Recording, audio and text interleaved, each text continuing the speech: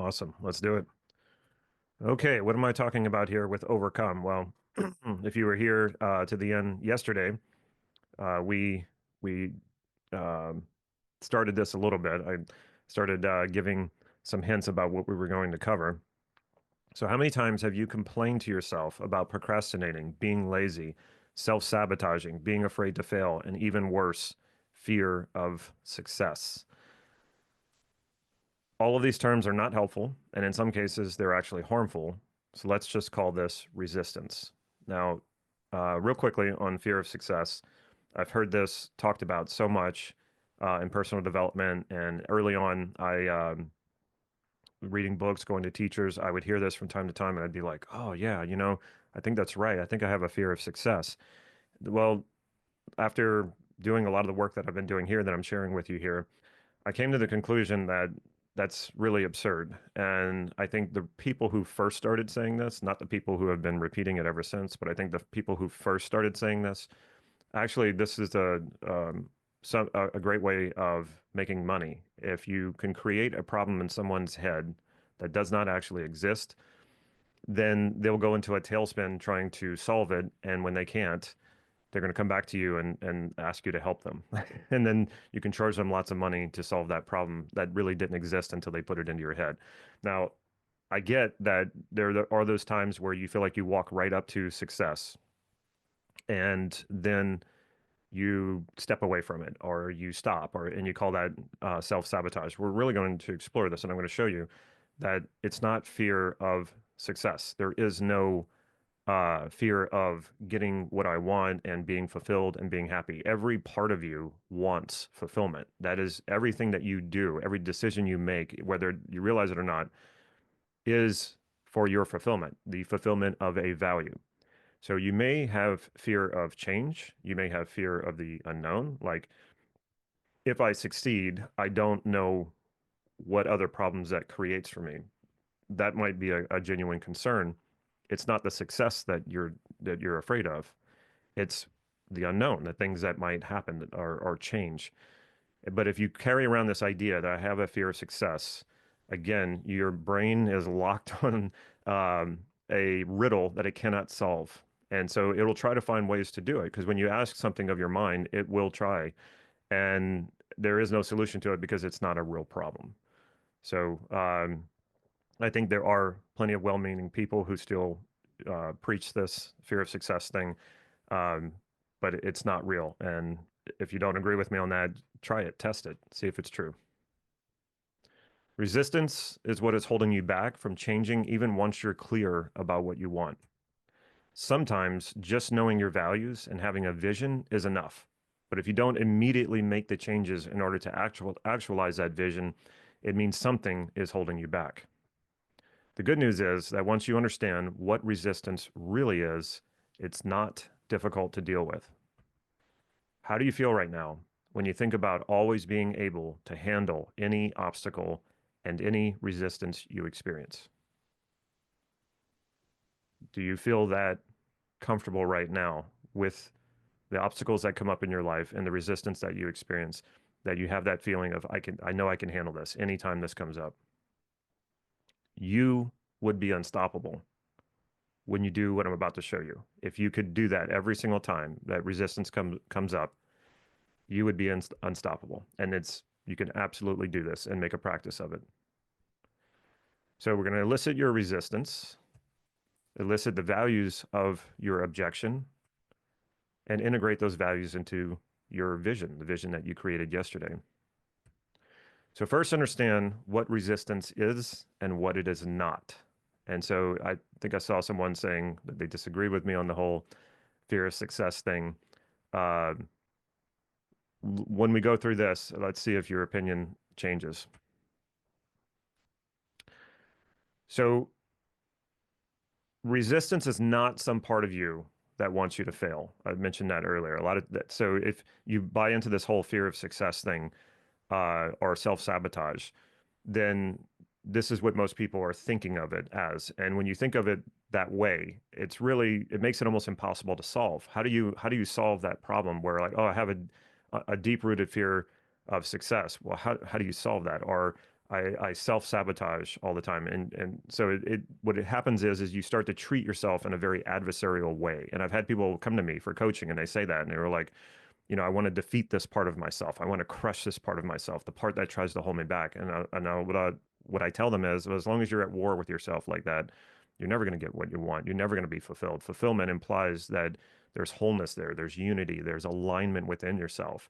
So if you're busy fighting a battle, an imaginary battle with yourself, thinking that, part of you is trying to keep you from being successful and part of you is trying to sabotage you, you're going to be too tied up in that to actually sort this thing out and understand it and get yourself to that fulfillment and the life that you want to create.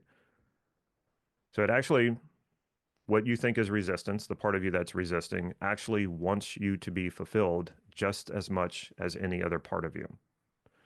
Now, I don't want you to believe what I'm saying here I don't want to put it this way, since we were talking about this, I don't want you to have faith in what I'm saying here. I want you to test what I'm saying here. I want you to be open to what I'm saying here, even if you feel a knee-jerk reaction to disagree with me.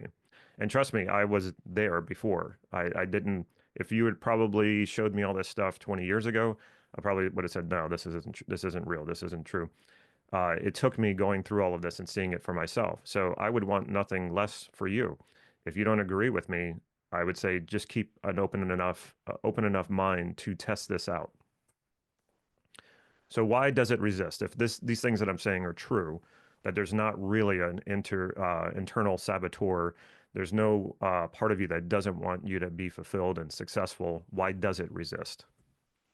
So let's get some understandings here about conscious mind and unconscious mind, because I think a lot of people think this is really mysterious. And to a certain extent it is, because your unconscious is sort of like a basement or an attic that carries all of this information from all of these experiences that you've had. So there's some mystery in there for sure, and the way that it functions and operates. But let's break it down to its simplest components. They're not really two separate minds. They're two parts of one whole mind. So you see the moon here. When we see a half moon, the moon didn't suddenly split in half, right? It's just which side the light from the sun is shining on. That's like your conscious mind, what you can see, what you're aware of.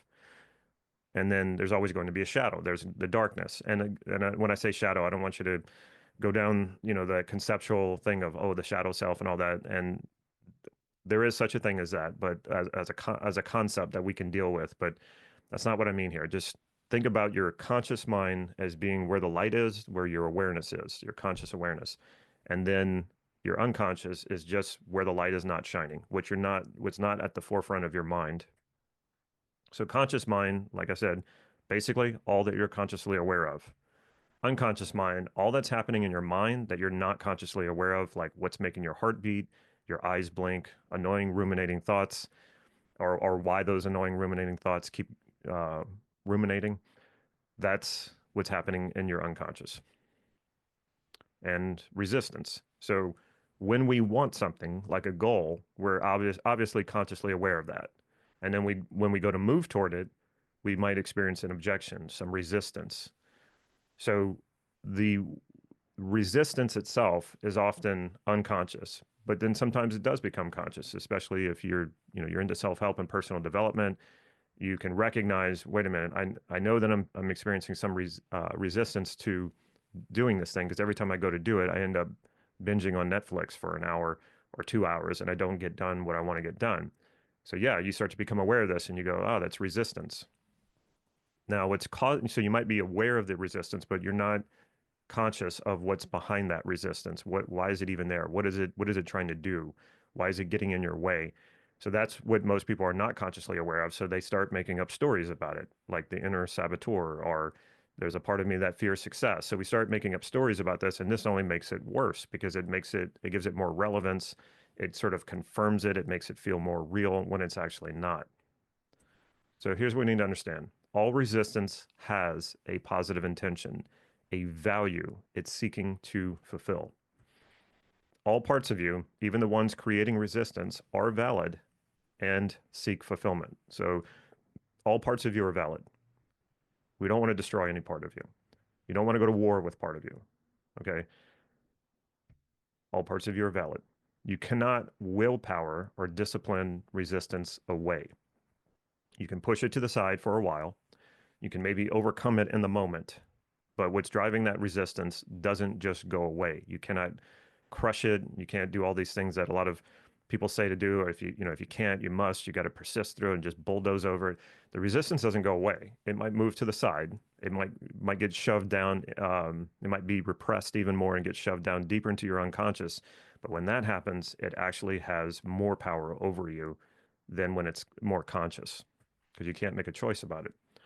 All resistance is outdated programs seeking to fulfill an intention you gave it at some point in your life that has since become isolated from the rest of you.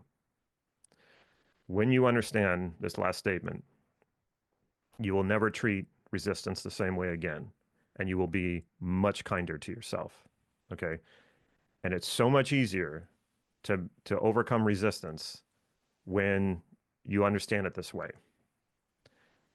Just understand, and I'm going to give you a metaphor for this. I'm going to give you a story about it. Just understand that these are just outdated programs that need to be updated. If you were, like, put it this way, if you were still functioning off of Windows 95 right now, how well do you think that would be working for your computer right now? You probably wouldn't even be able to be on this meeting right now, would you? Now, would you say your computer is trying to sabotage you? Would you say that your computer is out to get you, that it doesn't want you to learn? No. The problem is that it can't handle the software that we have right now because it hasn't been updated. So what's happening for most people when they're dealing with extreme resistance is they're functioning from old software, Windows 95, when we're in 2024. So you're often functioning from programs that were created when you were 6 or 7 years old. And now you're in your 20s, 30s, 40s, 50s, 60s. Those programs don't function very well anymore. And because you're not conscious of them, and even worse, if you demonize that part of you, then you're not able to update the software. Okay. So everybody knows Hiro Onoda, right? No, I'm joking. Most people don't know who this person is. Who is he? The last Japanese World War II soldier to surrender in 1974. That's correct. The last one to surrender in 1974. 29 years after Japan surrendered. 29 years after Japan surrendered. So what was going on here? In 1944, he was sent to an island in the Philippines in order to do all he could to hamper enemy attacks, and under no circumstances was he to surrender or take his own life. He continued to fight for Japan despite the end of the war, despite repeated attempts by Japanese officials, Filipino officials, and even his family members' pleas to surrender. They would come out into the woods, call out his name, and say, please surrender. And he would hear this and see this, and he thought, well, that's the enemy. They put my family up to this, or they're under threat of death, or something like that. And so he wouldn't come out. He simply did not know that the war had ended because he had lost communication with Japan and didn't trust anyone that they had sent to find him.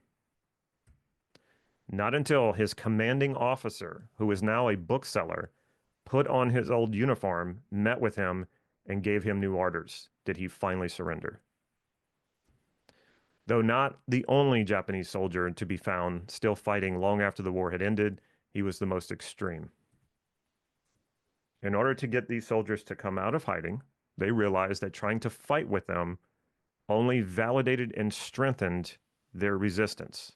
Okay, I hope you're starting to connect this analogy with your own resistance. To get them to surrender, they would find their commanding officer, have them wear their old uniform, and call out to them, thanking them for their service. So if you're fighting your own resistance, stop. Stop resisting, or else you make the resistance even stronger. Your resistance is just like that soldier. You gave a part of you orders to do something. And most of the time, when it comes to resistance, you gave it an away from order. You told yourself, like, I'll give you an example. Maybe you're in 6th grade. You have a presentation to give in front of the class. and you give that presentation, but you mess up and everyone laughs at you and you feel embarrassed and you hate that feeling. And then you say to yourself, don't ever put yourself in that situation ever again to be embarrassed. So that part of you goes, okay, got my orders. Don't ever let you get in that situation again. So what you do from that point on is at all cost avoid any type of public speaking. Then years later, maybe you're in your 30s and your 40s, and in order to get some sort of promotion, you got to learn how to get up and start giving presentations. But you're so afraid of doing this and you don't even know why. And you can't figure it out. And you're experiencing this resistance. Well, that's just that part of you that is carrying out the orders you gave it. And then you can go into that story of, oh, I'm trying to sabotage myself. Or just like the Japanese soldier, you can say, I must have given orders to myself somewhere along this way. And that resistance is actually trying to fulfill a value. It's trying to do something for me that's positive. So I need to go back to that part and bring it, update that program, just like the commanding officer put on his uniform and went out and called out to the soldier and gave him new orders. That was the only way he would surrender. So that's what you need to do with your resistance. You're going to find out, well, what is this resistance? I'm not going to resist it anymore. When you resist resistance, you just make it worse. And instead of that, I'm going to welcome it. I'm going to find out what is it trying to do for me. And then we're going to update that program and integrate that back into myself, just like integrating that soldier back into society. So let's elicit resistance. We created your vision yesterday from your values, and you added that ideal image of yourself. And I did this yesterday, but if let's do it again. So you see your vision in front of you, and you ask the question, what stops me from making this vision a reality?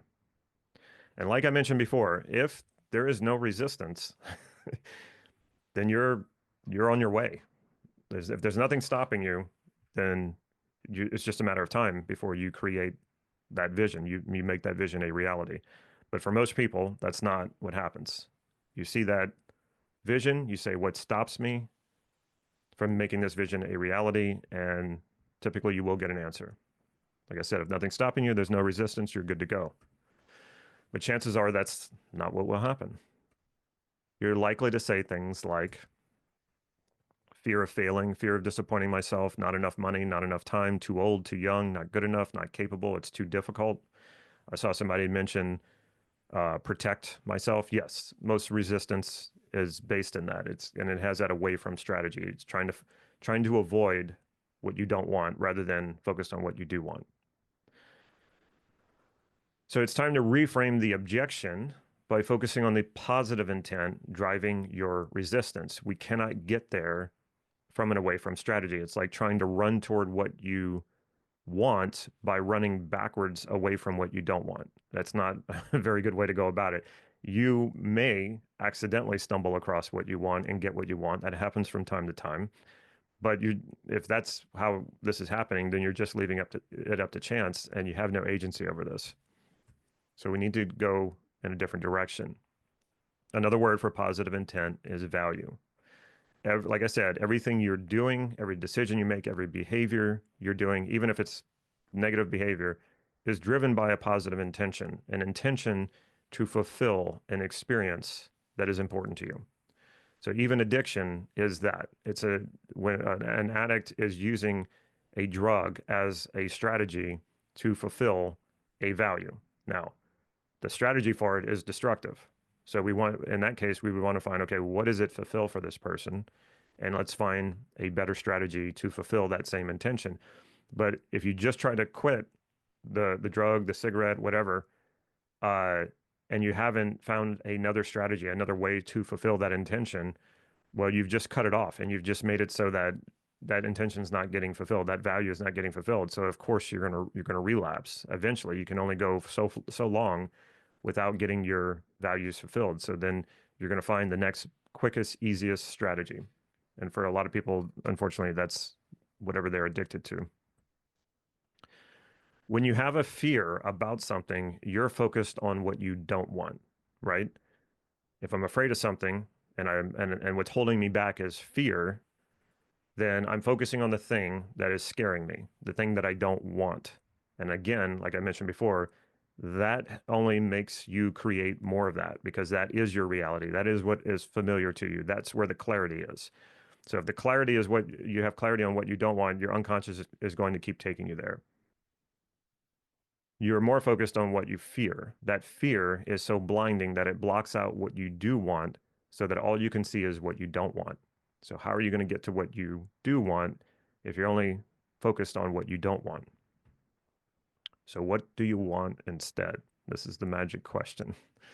What do you want instead? So you're going to ask yourself these questions. What stops you when you look at your vision? And if it comes out stated in the negative, which in most cases it will, like I don't want this or I'm afraid of this, um, whatever it is, if it's not stated in the positive, as in I want fill in the blank, if it comes out stated in the negative, you say, what do I want instead? So if I'm afraid of disappointing myself, obviously that's what I don't want. You say, okay, in this situation with my vision in front of me, if I'm afraid of being disappointed, what do I want instead? I want to be happy. And then we ask, what is important about that? So we're going to elicit the values from your resistance. So like fear of failing, what do you want instead of failing? Fear of disappointing myself. Then you say, what do you want instead of disappointing yourself? Fear of failing is probably because you want to succeed. Fear of disappointing yourself, it's not always happiness. It depends on you, but that would be an example of what I would want to experience rather than disappointing myself. So there actually is a positive value attached to your resistance. It's just that your strategy has been to focus on the thing that you don't want and move away from it.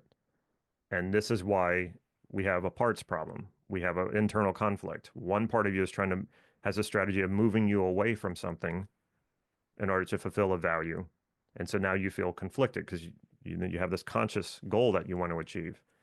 So that's why it feels like there's a conflict there. What we need to understand is that each one of us is one whole human being.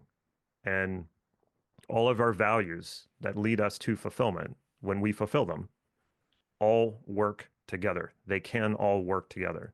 And that's when we get that sense of wholeness, where we're not resisting anything. And of course, as a state, that leads to the state of flow. We're not resisting anything. We're just there. We're present, unified, moving toward our own fulfillment, aligning with our values in order to experience fulfillment. And again, happiness and success are obviously values, and they don't conflict. I assure you, they don't conflict with your other values. So at the core of resistance is a positive intention, a value. So you want to fill in these blanks. I want blank instead. What will blank do for you? It will give me blank. And what's important about that? So we're going to do exactly what you did yesterday. You're just doing this on your resistance. So you look at your vision, you say, what stops me? Listen for the objection. If it comes out stated in the negative, you ask yourself, what do I want instead of this negative thing that I'm trying to avoid? And once you get that positive, then you just continue on the way that you did yesterday and keep asking these questions to elicit higher and higher values. What does it do for me? What's important to me about this? And so you're just going to do a values elicitation just like you did yesterday. You don't want to beat up on your resistance.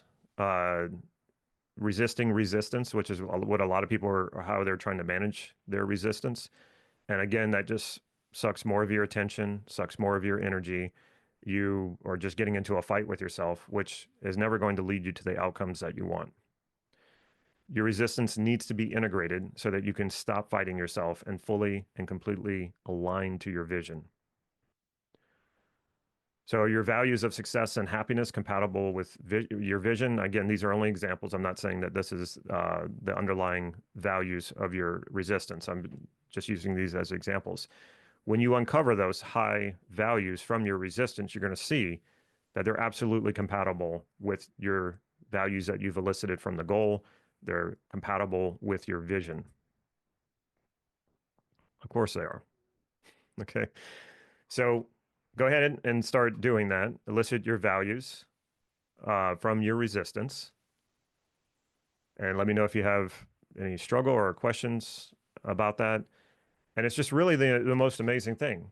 That what you thought was trying to stop you actually has a lot of value.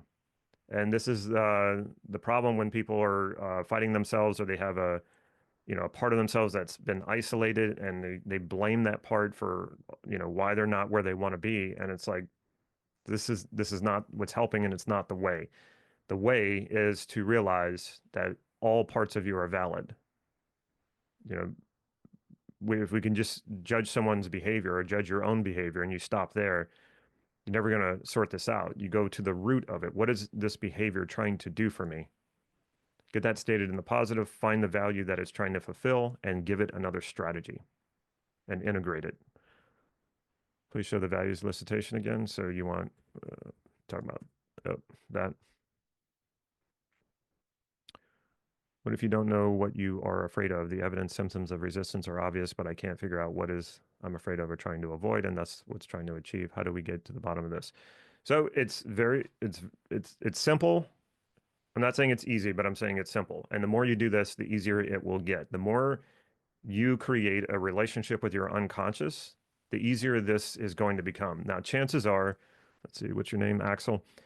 You've probably, I'm going to take a guess here, you probably have fought yourself a lot over years. And I know this because that's what I did. When I didn't understand this, what I'm teaching here, I fought myself a lot. As a result, there was like almost like that there was, and if you do this long enough, it's very unhealthy, because I think at its core, this is where like split personality comes from. Parts of you actually completely break off and almost have their own personality. So if you have this very adversarial relationship with yourself, that part is used to you beating up on it, and it's highly resistant, just like that Japanese soldier. So this might take a little bit of time getting quiet with yourself, accepting fully yourself, and just listening and saying to yourself, okay, I actually have a conversation with myself. I welcome that resistance. I let it know that I understand it has a positive intention for me. I know that it's trying to do something good for me, and I want to hear what it has to say. And sometimes I'll say, well, what do you want me to know? What is it you're trying to do for me? What is the message you would like me to hear? So if you've been fighting yourself for a long time, it's going to take some time to let go and stop resisting. It's not you got to force this. That's where you've been going wrong with this. It's a more of a relaxation into this and allowing it. It's like when two sides put their guard down finally and relax and say, okay, let's talk. Let's try to sort this thing out. So, and then it becomes easier. And then it becomes, you have like a running line of communication with your unconscious the more you do this. What should I do if I answer as I don't what stops me? You don't know what stops you? Well, like, refer to what I just said. Keep going. What was the last fill in the blanks question? I'm not sure what you mean. So about the feel in place of what I want. Resistance is what I feel dominantly. Okay, so you got to understand that resistance is being held there by an intention to fulfill a value. So you walk it back. So don't fight the resistance, accept it, relax into it, and listen to it. Ask a question and listen to it. Tell it, I know you're trying to do something for me positive. What do you want from me?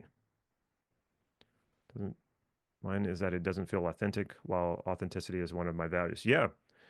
Um, when I discovered that I had a lot of resistance to becoming successful. And I know I just mentioned about whole fear of success. When I started to realize I didn't really fear success, but I had some resistance to it. And so I went deeper with it. And what I found is that resistance was afraid that if I became successful, that I would become greedy. I had worked as a in catering in Los Angeles. I'd worked a lot of um, parties where like movie producers and all of that. And I just remember really judging those people very harshly and thinking, oh, they're just so greedy and they're all, about themselves. And, so I had, and maybe some of that was true for some of them, but I didn't know this. I was just placing a very harsh judgment on those people. When you judge others, you should know that you also, mostly unconsciously, come under the same judgment from yourself. So my fear was if I become successful, I'll become greedy. And so I did exactly the process that I'm giving you here. And I said, okay, this part of me, if you don't want me to be greedy, what do you want me to be instead? And it said, I want you to be generous. Oh, okay. So went back to the other part and said, if we're successful, is generosity compatible? And that part said yes. The conscious part said yes. Go back to the resistant part. And I said, I can actually become more generous if I'm successful than if I'm not successful. If my success includes being generous, is it okay for me to be successful? And the part was like, yeah, absolutely. That's all it took. And now this part was on board with me to become more successful. And the shift was instant and it's been good ever since. Like I've not had this resistance or had this problem. My resistance is trying to get me freedom, happiness, and authenticity, the same things that I want. So we are actually on the same assignment. Yes. Yes. Isn't it interesting to realize that there's not two parts of you, right? There's not the part that wants good stuff and the part that's trying to sabotage you. When you do this process, you realize, wait a minute, we're all on board here. We're all trying to do the same thing. It's called fulfillment. Okay. How do I do that? We need to know what our values are. We need to integrate together and work together instead of in different and working on with different strategies going in different directions. Your parts serve one master, you, and what it serves for you is your fulfillment.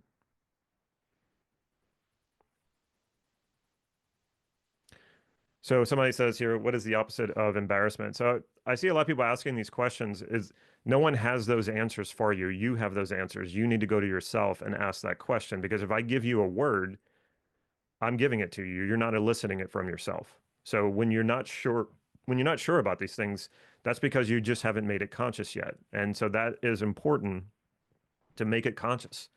So I'm afraid of being embarrassed. Okay, go back to that part. Well, what do you want instead of being embarrassed? Don't ask us that question. Ask that part what it wants. And the reason why you probably don't have an answer ready is because this part has been so focused on not being embarrassed that it hasn't really ever taken the time to think, well, what do I want instead? So that answer needs to come from you. You don't want to ask other people for that answer.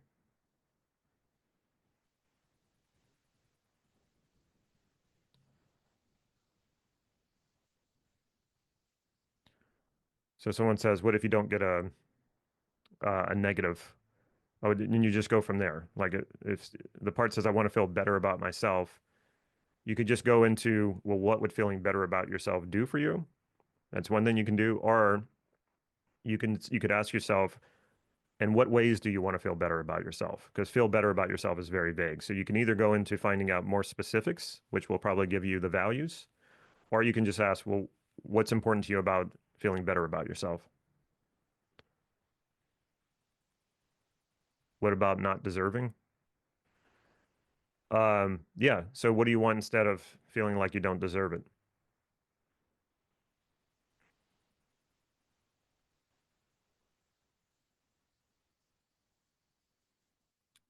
Resistant party wants reality instead, not fantasy that is unlikely.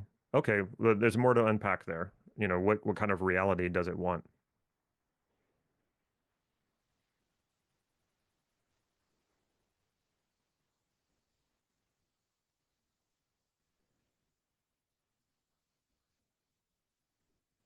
So it will give you is just a higher and higher value.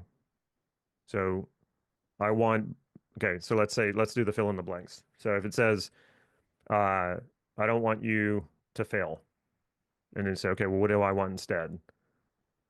I want you to succeed. Okay, what will success do for you? It will give me joy. Okay, great. What is important to you about joy? So that's how it works. It's just don't get caught up in the wording.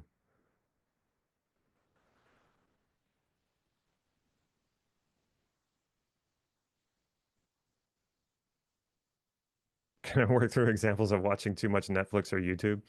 Um, so again, like this is going, I can give you examples of things that I've helped people with, but it doesn't mean that it's going to be yours. So here's what if examples help you understand what I'm talking about, great.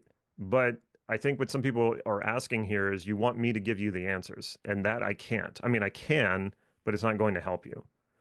The main part of this, okay, is that you're eliciting it from yourself. And when you do that, you gain more clarity and more understanding here. No one else can give you that. So I know what it's like when you're learning something new and this is new to you, so you don't really have it's not familiar to you, so you're looking outside of yourself for the answers. And what I'm telling you is that's where you're going to go wrong. Okay. Look to yourself for these answers. And the more you do this, the easier it will get. Yes, it may be difficult at first because you've never done this before. When you don't understand some things only seem difficult until they're not, right? They're only difficult when you don't understand them. When you understand them, they're not difficult anymore. So no one can do this for you. Look to yourself for those answers.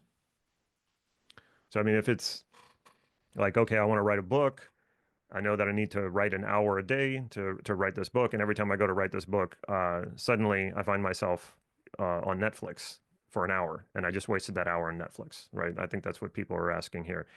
So what you would do is you would say, okay, the part of me that wants me to go do Netflix every time, what is it that you want from me? What is it you're trying to tell me?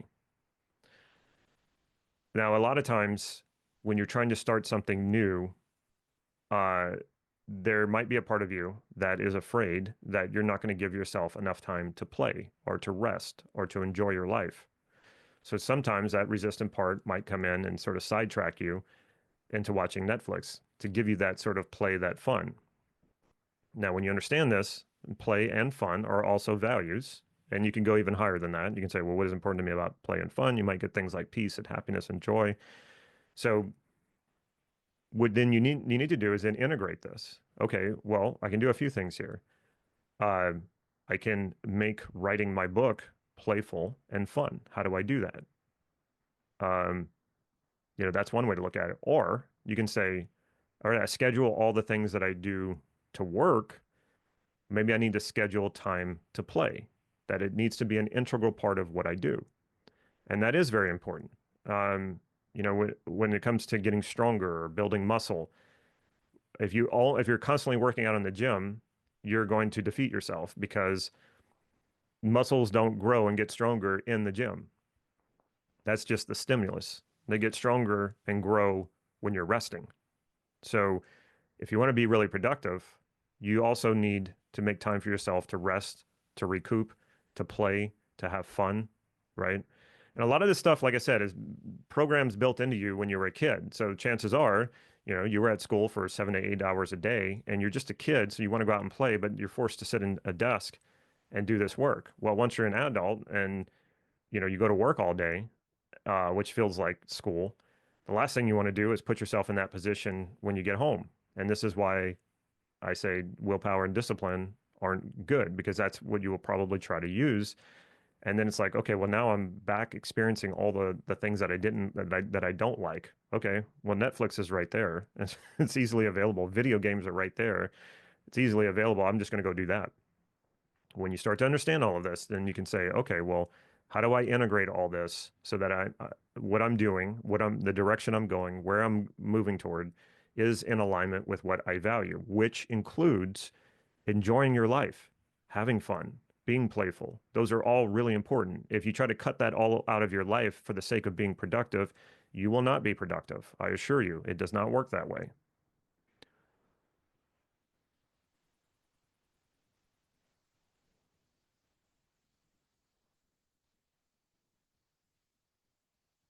Yes, your resistance can point out lots of values. You're not just looking for one value. You're looking for pull them all out, elicit them all.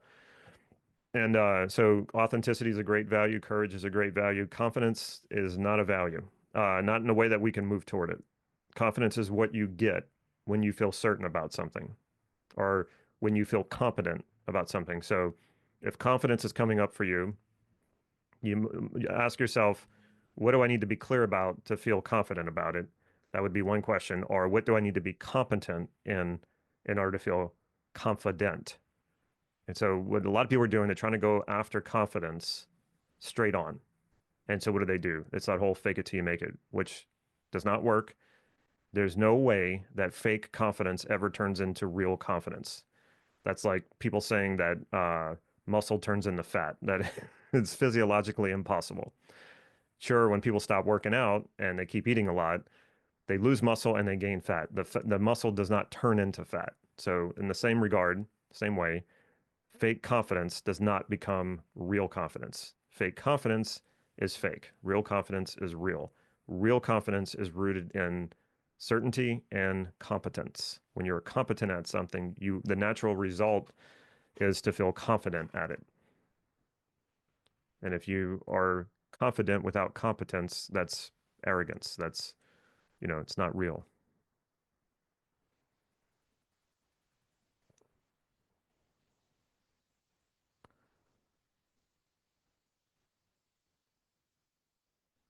Yes, the greed concern went away.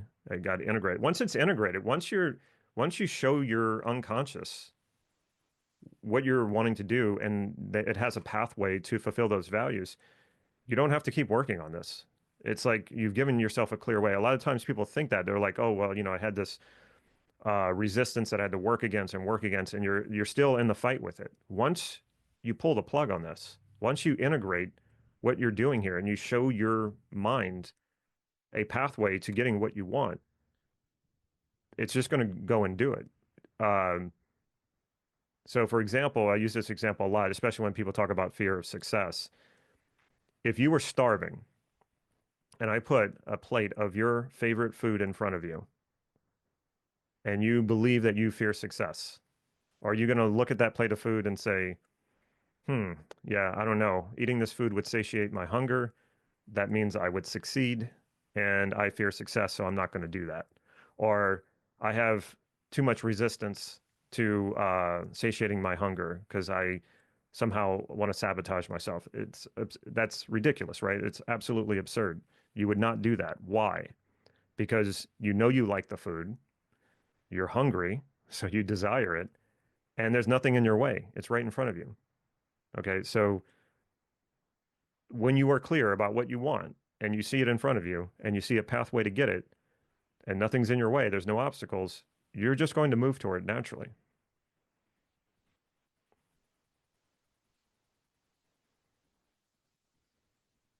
So if you believe you're too young or too old, so you just want to go deeper and what is this thing, what is this part trying to communicate to you? So what is the positive intention of this part making you think you're too young or too old? So again, I can't answer that for you. You have to go deeper into it to find, and it's there, and it's not difficult. You just have to get quiet and listen for the answer.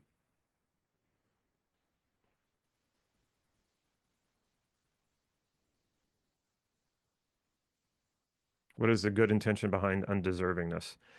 Again, I can't tell you what it is for you. Um, but if you want to start with, okay, so first of all, there's no such thing. There's no such thing as deserving or undeserving. Okay.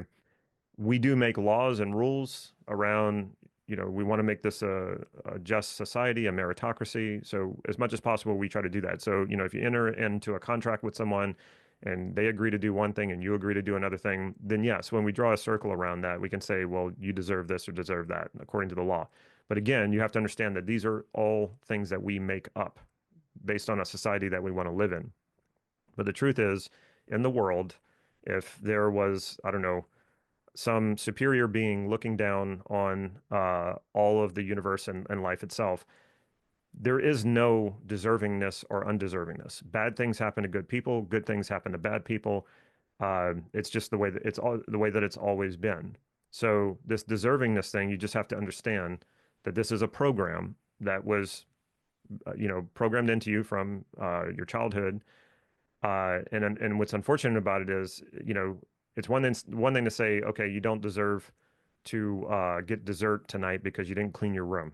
Okay, if a child would only take it as that, then the child would just clean the room and get the dessert. But what happens is sometimes they go deeper and they think that this means something about who they are and about uh, now love being conditional. And then it creates that whole self-worth problem. So if the deservingness thing is coming up, um, it might take a few years to resolve it, but you want to start now just asking yourself, okay, what do I want instead of feeling undeserving? Chances are it's going to be, I want to feel deserving. Okay. That's not where we don't want to stop there though. So what is important to you about feeling deserving of it? And start eliciting the values. And then you want to put your attention on the values. Okay. What deservingness really comes down to is it's a strategy to make you feel like a strategy to get what you want. When I feel deserving, then I'll get it. Or if I can accomplish the thing, then I'll feel deserving and then everything will be okay. It doesn't work that way because what happens is you can become very successful. You can surround yourself with money and cars and houses and all that and never have dealt with that whole deservingness issue. And then now what's happening is you're experiencing imposter syndrome. I have all these wonderful things, and I thought when I accomplished all this, it was going to make me feel deserving, but it's not because those things can't do that. So then what happens is I have all these wonderful things and I feel undeserving. And then I find a way to divest myself of all of it. I find a way to destroy all of it because I'm functioning from this belief that I must deserve to have. So anyway, it usually indicates a much bigger problem, but you can start healing that right now by moving in the direction of finding out what are those values behind that.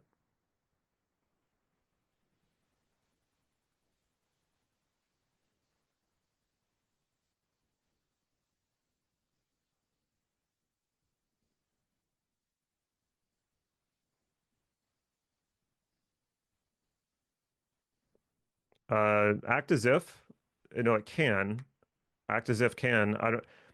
I would be careful with act as if and maybe use as if. Like, what would it be like as if I had this?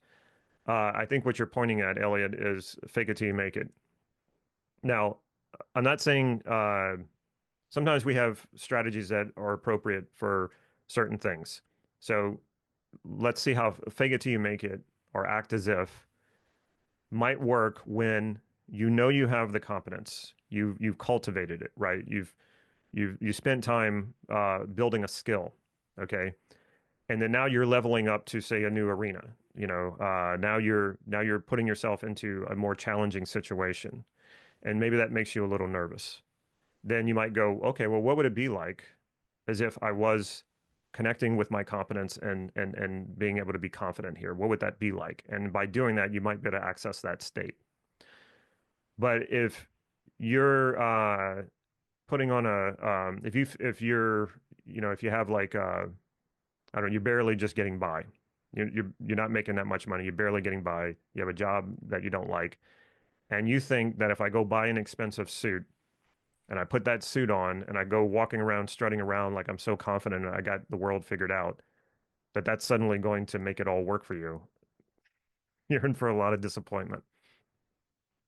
But when you say as if, that can get you outside of a very limited thinking. What would it be like as if I could do this?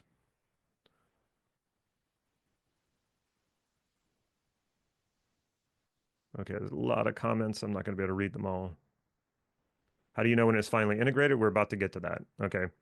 So you should have a list of values now and from your resistance. And what you probably also see is that some of those values are already in your vision, right? Isn't that amazing? I always find that the most amazing thing. The thing that you thought was trying to hold you back is actually driven by some of the same values of what you want. So here's what we're going to do. You have your vision, right? That we made yesterday. You're going to integrate these values into your vision.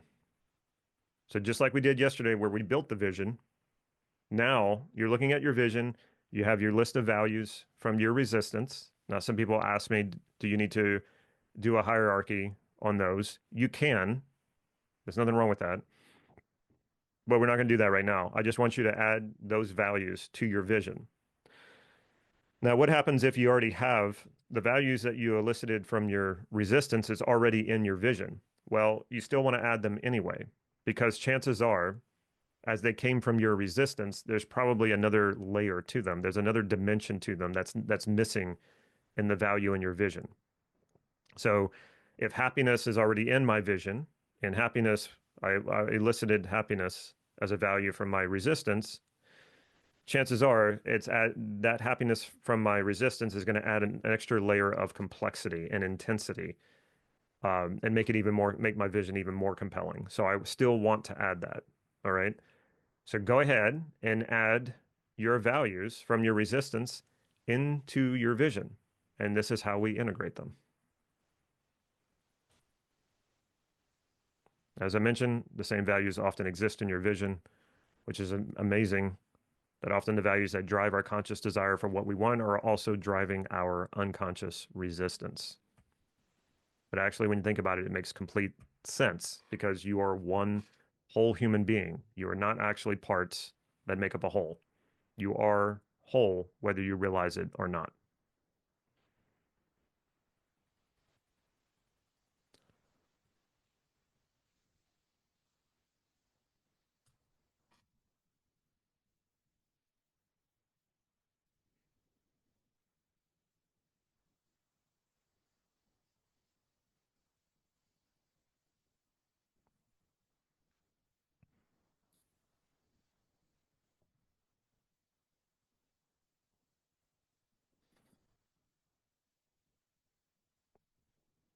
So when you do make this integration, what is that like? What is that like to fully integrate your resistance by knowing what those intentions are? What are those values that was driving the resistance? And now to see that integrated into your vision. This process can um, remove half of the world's suffering. Yeah, I think so.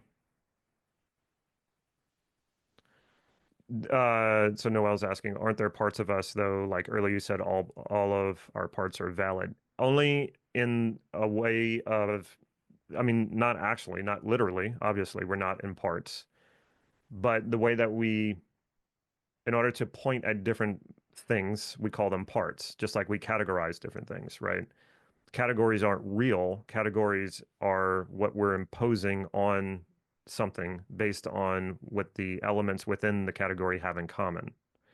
But does that category literally exist in the world without us categorizing it? No, it doesn't. So parts in that sense are kind of like little categories. You can break yourself into parts that way, but you're not literally parts. You're one whole human being. So Mike says not integrating very well. So that I'm not sure what's going on for you, but you may have resistance to that. And again, if that happens, then you just check in with that resistance. What is the objection to integrating these values? Yes, exploration is a value, and so is curiosity.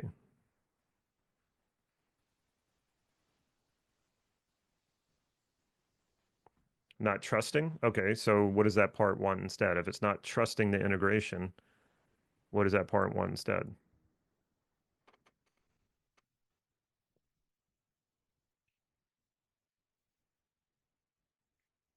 It wants 3D proof. Okay, and what would that do for it if it had 3D proof?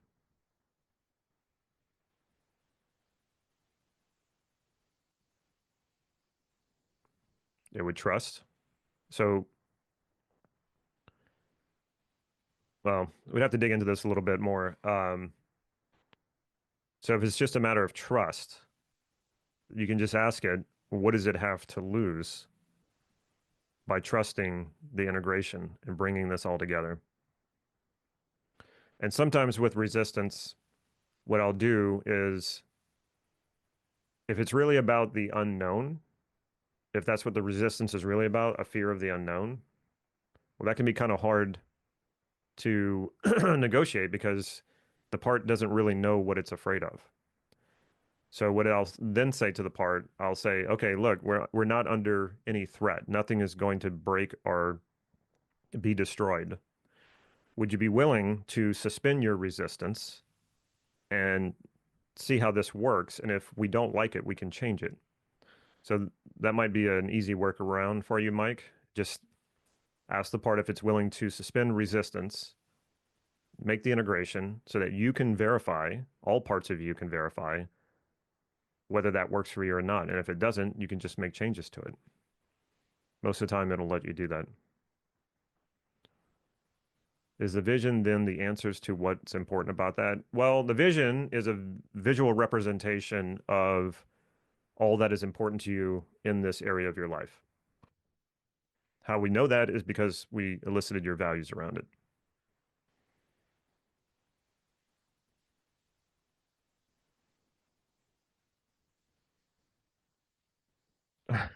You're confused with the X. What are we asking to do here? I don't know where to start. I mean, not willing to suspend. Okay. You just have to work with it until you figure out what is the objection and how to satisfy the objection. Dedication as a value. Yeah, I would say so.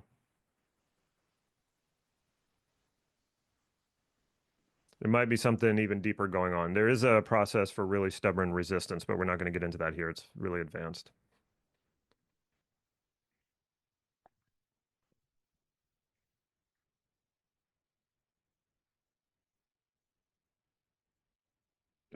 The most underused, Leslie's quoting me, the most underused tool is commitment. Yeah, it's commitment is available to all of us. And commitment isn't just you saying that you're committed to something. Commitment is uh, fully aligning yourself to something. And that can only come when your values are aligned to it and there's no resistance, no objection. Okay. So after integrating your values from your resistance and integrating them into your vision, ask yourself if there are any more objections. So every time, like I've done this with a client, we find the resistance, elicit the values behind it, integrate it into the vision, and then I'll say, okay, now look at your vision and ask yourself, are there any more objections to creating this vision? If there is, you repeat the process until there are none left. One time I had to do this like 10 times with a client. There was more resistance. Elicited the values, integrated, more resistance. And we just kept doing this until there was nothing left. And his eyes were like this big and he could see his vision and there was nothing in his way. No obstacles, no resistance, no objections. And so he was full stead ahead. So if there aren't any more objections, congratulations, you are on your way. So, Mike, you wouldn't ask what's important about stubbornness. You probably don't want stubbornness. So you'd say, what do you want instead of stubbornness? Unless, well, I don't know how that part of you is responding. Is this lasting or is mine going to forget it in a couple of weeks? Well, you test it out and you tell me because if there is no reason, if you have the clear vision in front of you and it represents your values and there's no resistance, no, you just set yourself in this direction. You are going in this direction. And unless something interrupts it, you know, that you decide you want something different, or as you're moving toward it, you realize, that's not what I want, then you can absolutely change course. But other than that, you are moving in this direction. I get a picture of your vision. That's actually my wife. And this is actually in California. It looks like some foreign country, but there's these huge sand dunes about mid-coast in California. And it just looks like looks like you're in Morocco or something. And it's such a strange area. Beyond that is actually the ocean, if you see in the back there. So one thing that we you can look at is if you go back to your original goal that you set yesterday before we started doing this whole process. If you look at that goal and you look at your vision, does that goal align with that vision? This is a really important question.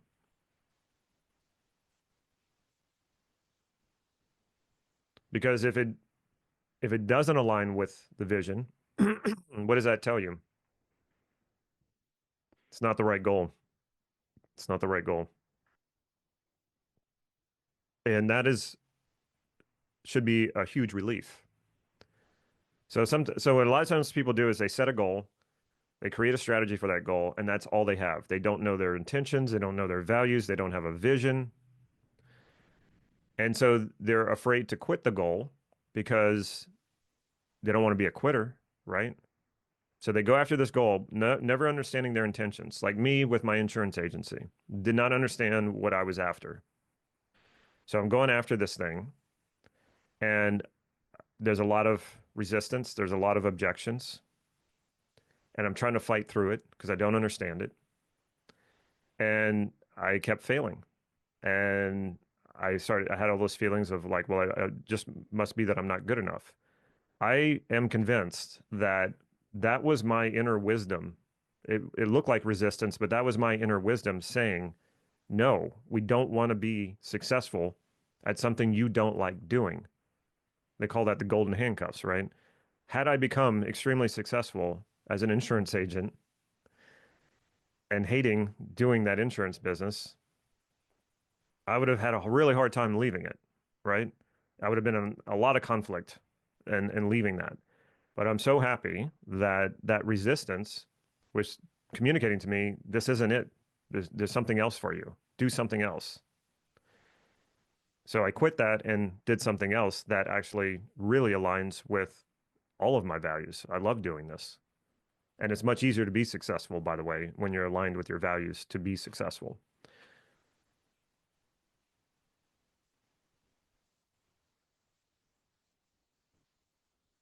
So yes, when you have that clear vision and you have no objections, you check back with the goal, you check back with your strategies. Are they all aligned with your vision? If they are, you're in the best possible position you could be in. Now, as you move toward that goal, you might start to be aware because your focus is on your vision. You might start to become aware that as you work toward that goal, that goal is not getting you there. And that's when it's time to quit that goal. So many times people are afraid to quit a goal, but when you have this overall structure here with your vision, you're never lost. Remember what I said about your vision being your compass? People feel lost without a goal when they don't have a vision. People feel lost when they don't have a goal, when they're not clear about their values. But when you're clear about your values and you have a vision, then you can quit goals easily. You will quit goals anytime you realize that they're not in alignment with your vision. And that is the best thing you could possibly do. Imagine that. You save yourself years, possibly lots of money, uh, a lot of frustration trying to achieve something that is not truly going to fulfill you. You probably had that experience. I have had that experience. I've had that experience both failing and succeeding. Succeeding, it feels empty. Failing, I just beat myself up and said, oh, I must not be good enough or I must not deserve it. It's like, no, what was really going on here is that I wasn't truly aligned with it. I had that goal because I thought for some reason it was going to fulfill me, or maybe a lot of people wanted, value that. So they think, oh, yeah. So I thought, well, if everybody values it, it must be important. It must be something I want to go after. And then it turned out not to be. So you just set yourself up on an obstacle-free expressway to fulfilling a powerful vision once you get here. And I want to show you people just like you making this happen. Here's James working with Denny and Joe at the self-concept team has been a great experience. Exploring the structure of my identity and learning how to align it with my values has led to some major shifts in my life. Learning the processes to make these changes helped me expand my awareness, and I'm continually learning as the work goes deeper and deeper. Do you think that doing this instead of trying to bulldoze over your resistance is likely to yield a better result? What do you think? I mean, do you have anything to lose by trying this? I guarantee you this will work so much better for you. Are you willing to promise me that you'll do this instead next time resistance comes up for you?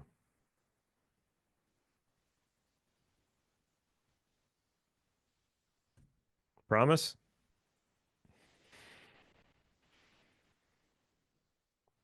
Awesome. Okay. I've already seen people saying they're ready for a break, but real quick, how do you feel now? Even if you don't feel like it's fully complete, that's okay. This is a practice. You keep working at it, right?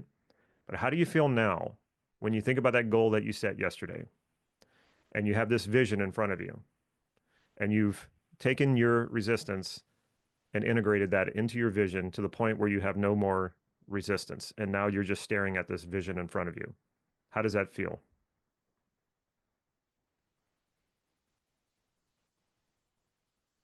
Excellent. Excellent. And again, this is just the beginning. There's so much more here, but it's a huge first step. Huge first step. And the more you do this, the more you practice this, and I would do it for every area of your life, this stuff just becomes more clear. You feel more aligned, you feel more congruent, you have a direct line of communication with your unconscious.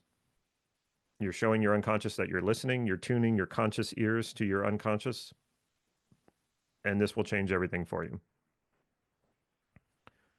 Am I still doing it? Yes, I still do it.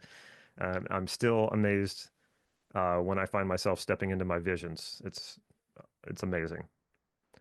Okay, let's take a 5 minute break. I'm going to say 5 minutes because I know all of you are not going to be back in 5 minutes.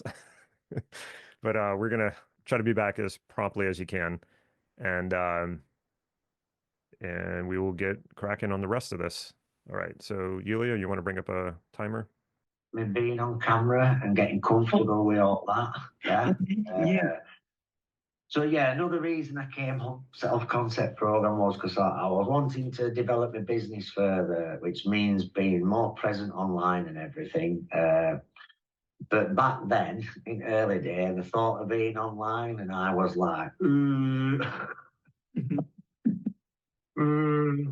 Uh, and a lot of that went back to my addiction days, you know, because with stigma and I struggled with acceptance, rejection. That were a big fear block for me.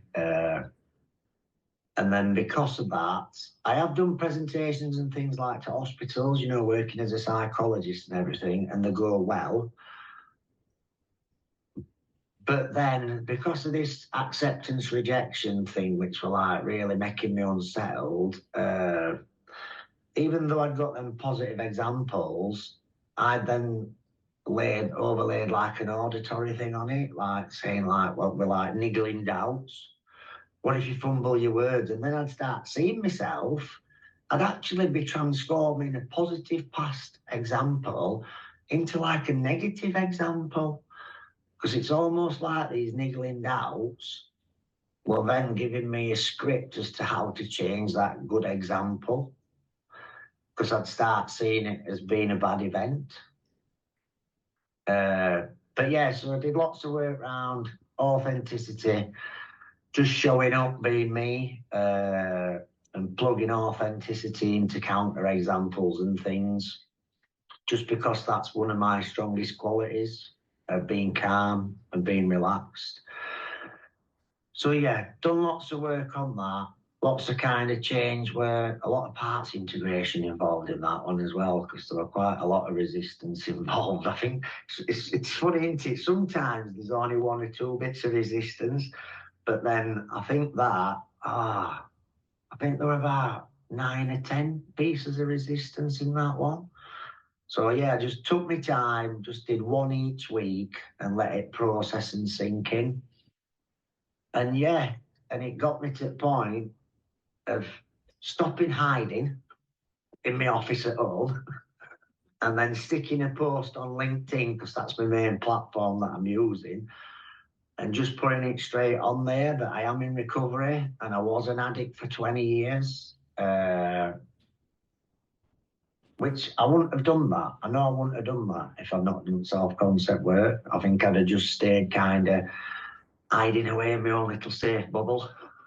And then, yeah, because I did that, I got really good reactions from people. I think people really connected with my authenticity and me showing my vulnerabilities as well.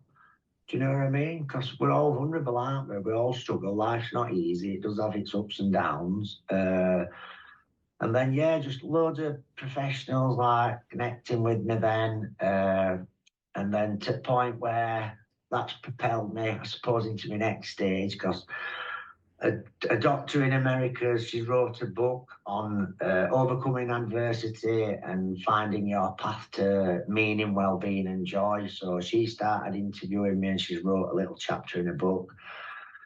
Then other people have been getting in touch with me. I've got some live interviews I've got to do. I've got some podcasts to go on and that. But I'm all right with it. Yeah. Whereas before I wasn't. Yeah. That's awesome. Yeah. So it's just the model is so good just because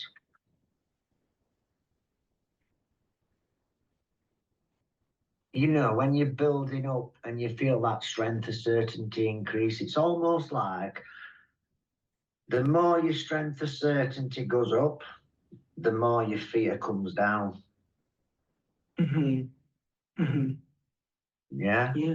Yeah. I think that's kind of one of the basic things what model that I found is that, yeah, the more certain we are about ourselves and our capacity and our capabilities, I think the more it diminishes that fear, which most of resistance is around kind of fear-based stuff. So yeah, so I feel really solid about me being authentic, me showing that I'm a vulnerable person, sharing my beliefs and my views and not kind of bending them to any external things. And I feel pretty rock solid about that. Mm-hmm.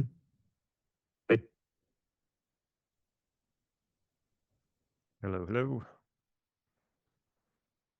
So I still see a lot of people missing, so we'll hold off getting right back to it. John says, can we talk about my goals of how I want to feel rather than tangible possessions and physical verification? Well, that's exactly what we've been doing. So that's what your values are. Values are generalizations about experiences that are important to you. Well, how do you know when you're experiencing the fulfillment of your values? You feel it, right? So we want to have this thing grounded in not just making me feel better, but also engaging in life. And so a lot of what I've seen out there with, especially in a lot of the whole vibrational manifestation, law of attraction kind of stuff, which I think can have some useful things about those things, but I find that the way that it's often taught um, is this idea of basically kind of getting drunk on your feelings. And they talk a lot about, oh, you have to feel it, you have to have all these emotions, and that's the emotions are the vibrational forces that sort of manifest these things. There's no truth to that whatsoever. There's no way that that those sort of vibrational things cannot be measured. Like there's never been anyone who's been able to like actually find this vibration and measure it. There's lots of forces, physical and physical forces in the world that we can measure that we can't see or experience with our senses, but we can still measure them. And so this vibrational stuff that they talk about has never been measured, never showed up on any way to measure it. So, um, when they say you got to go into all of these feelings and these emotions, what they're basically a lot of these teachers are guiding people to do is get really drunk on their fantasies and their emotions. And so that actually gets in the way of you making it a reality. But because you feel good, you think, oh, it's working. It must be working. But no, what you're really doing is you're inebriating yourself on your own emotions. And you're getting hooked on your fantasy to the point where people are actually afraid to take action to make their fantasies a reality because it will be disappointing. It will kill the fantasy. And so people are so fixated on their fantasies that they go and maybe try a little something to move toward it. And then it's a rude awakening because the reality and the fantasy are so different. And they would rather cling to the fantasy and focus on those feelings. And so that's why you want to be careful of focusing so much on your feelings. You want to have this grounded in reality and actions that I can take and ways of engaging with the world. Um, happiness, people can try to go at happiness by like, I'm just going to sit here and wait until I'm happy and then I'm going to go do the things that I want to do. And it's like, that's just not how it works. Happiness is not some blissed out thing where you sit on the couch and, eat potato chips and watch TV and you just go, well, I'm happy, so I don't need to do anything. That's not how it works. All of your values, especially the highest ones, are how you're engaging with life, relating to life, connecting with life, connecting with people, relating and engaging with people. It's a very active and alive thing. It's not this sort of passive thing where, I'm just going to kind of sit around and wait for it all to come together because I'm just going to focus on the feelings. It's like, no. If happiness is important to you, go do things that make you happy. And then you're going to experience happiness because it's that engagement that makes you happy. Now, we're going to take this a lot further. And there is some truth to, um, let's see, how do I say this in a way that I don't sound like how a lot of people are kind of going in the wrong direction with this?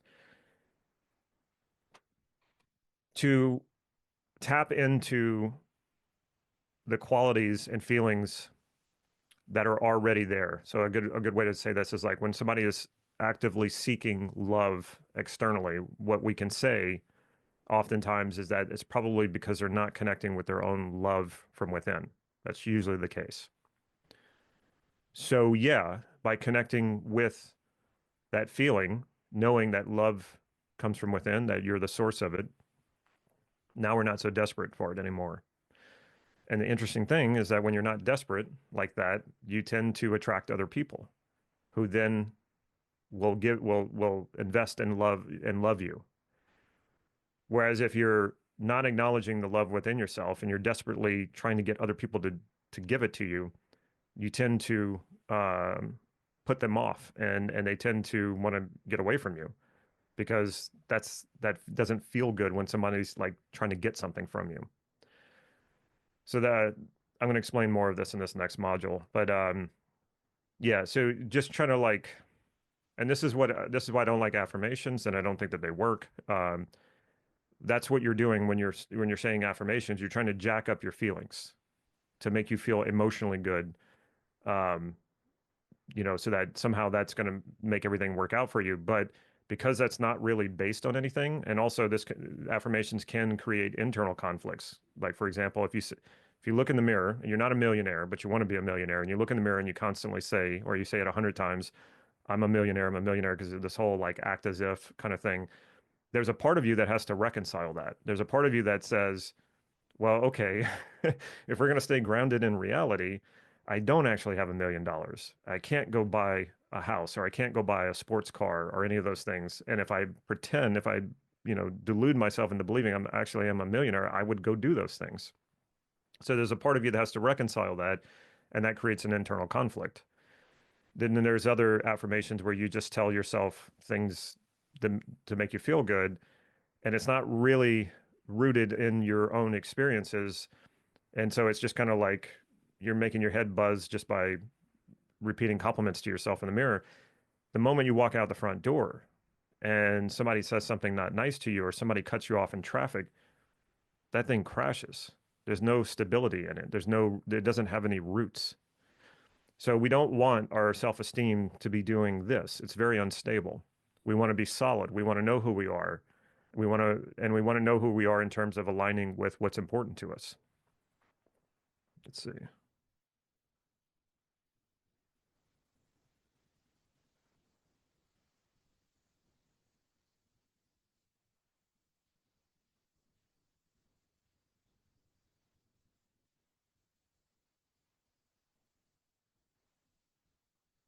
No one's saying that we shouldn't have a relationship to our feelings. Uh, so where do feelings come from?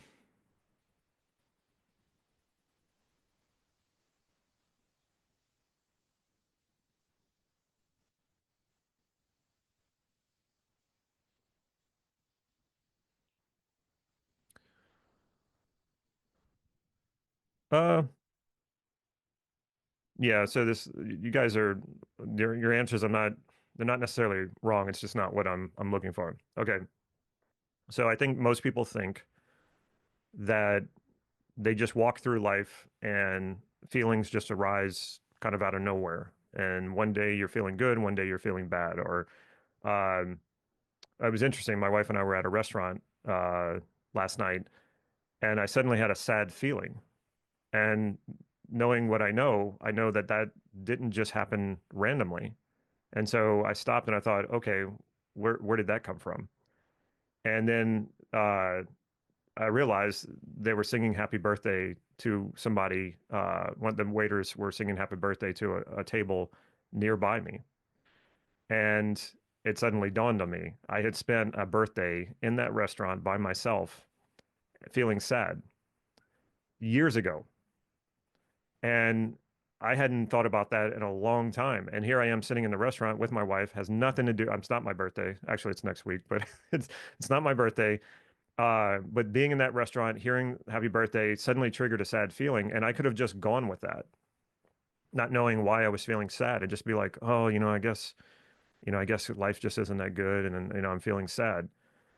But that's not what I did. I thought, okay, there's something here that made that feeling come about. And when I checked in, yes, this all happened unconsciously. I wasn't really paying attention to the person singing happy birthday. It was off in the distance. But all of those things happen, and then boom, I have a feeling. Your feelings come from either what's happening around you, because something good or bad could happen in front of you, and you're immediately going to respond to it, right? With a feeling. Or it's the representations in your mind. Somebody said thoughts. I would say how you're, whatever information you're representing. And this is happening all the time. Like you are free associating lots of information. Last night, while I was talking to my wife, I'm free associating information in the background that I'm not consciously processing, and suddenly a sad feeling came about. So your feelings are always, your emotional feelings or evaluative feelings are always a response to some information you're paying attention to. And that information is either happening out here in front of you or it's happening inside you in your mind. When you know what those representations are, then now you have choice. So as soon as I realized why I was having a sad feeling, instead of just being not knowing where it came from and just assuming I was trapped in that feeling, well, now I know where it came from. And as soon as that came about, I said to myself, well, I'm really happy. I'm here with my wife and not alone, and things are good. My life is really good. And as soon as I thought about it like that, the sad feeling went away. What you give your attention to is what creates your reality. And your feelings are a response to whatever it is you're giving your attention to. So if you create this wonderful vision in front of you based on your values and you give that your attention, and there's no reason why you wouldn't, because if it's representing your values, it should be very compelling. You should see this vision and it should feel like it wants to suck you into it. You want to resist that because you wanted to keep it out in front of you because that's what motivation is. That's what's going to pull you in that direction. But a lot of this vibrational manifestation stuff, they say, no, no, no, you should actually get in there and imagine it's already here and it's already happened. Well, as soon as you do that, why would you have any motivation to go toward it? So what happens is you start living in the fantasy and that feels good. So you don't actually do anything. You're just living in the fantasy. And being in personal development for many years like this, I've met a lot of people like that. And they'll say, well, this is how my life is. And then when you start to get to know them better, you realize, wait a minute, were they just lying to me? Because that's not at all what's happening. And I've called people out on that. I was like, I thought you were, this successful person doing this or that, and they'll go, oh, well, I'm acting as if I'm getting in there so that I make it real. And it's like, No, it's making you delusional. This is cognitive dissonance. This isn't actually helping you get where you want to go. So we want to know what our values are. We want to be able to envision our values. How does that going to look vaguely in the real world? You don't know how it's exactly going to happen. You're not trying to, be psychic here, but you want to create a representation of what it would look like to fulfill your highest values in this area of your life. And then that ideal version of yourself also. And that will pull you naturally, will pull you in that direction. And if you're not feeling, when you look at your vision right now, if you're not feeling that pull right now, what does that tell you? You didn't make a compelling enough vision. Tune it up, make it interesting, make it exciting. That's what your mind goes toward. When if you've ever learned like mnemonics and memory techniques, what makes your mind remember things? If it's interesting, appealing, exciting, scary does work too, but you don't want to you don't want to do that. You don't want to focus on things that scare you. You want to focus on the things that you want. If your vision is compelling and you feel that pull and you have no objection to that, then when this thing goes unconscious, it becomes more powerful. You move in that direction without even thinking about it, without even negotiating it. When I talk to people about discipline and willpower, they'll come to me and say, "Oh, I think I need more discipline. I need more willpower to accomplish what I want." And then I'll say, "Do you brush your teeth?" They'll be like, "Yeah, of course." I'll say, "How many times a day do you brush your teeth?" "Twice a day, sometimes 3 times a day." "How long have you been doing that?" "Since I was a kid." And then I'll say, "How did you ever get the willpower and the discipline to do something for that many, twice a day, every day, for years and years and years?" And they go, "Well, I never think about it that way." And I say, "Exactly, exactly.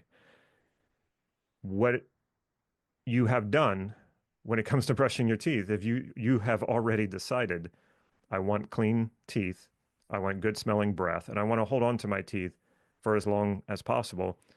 And this is no longer negotiable. So you don't think about it, you just do it. And this is exactly how your vision works. It's already been decided. I know these are my values. They're right here in front of me.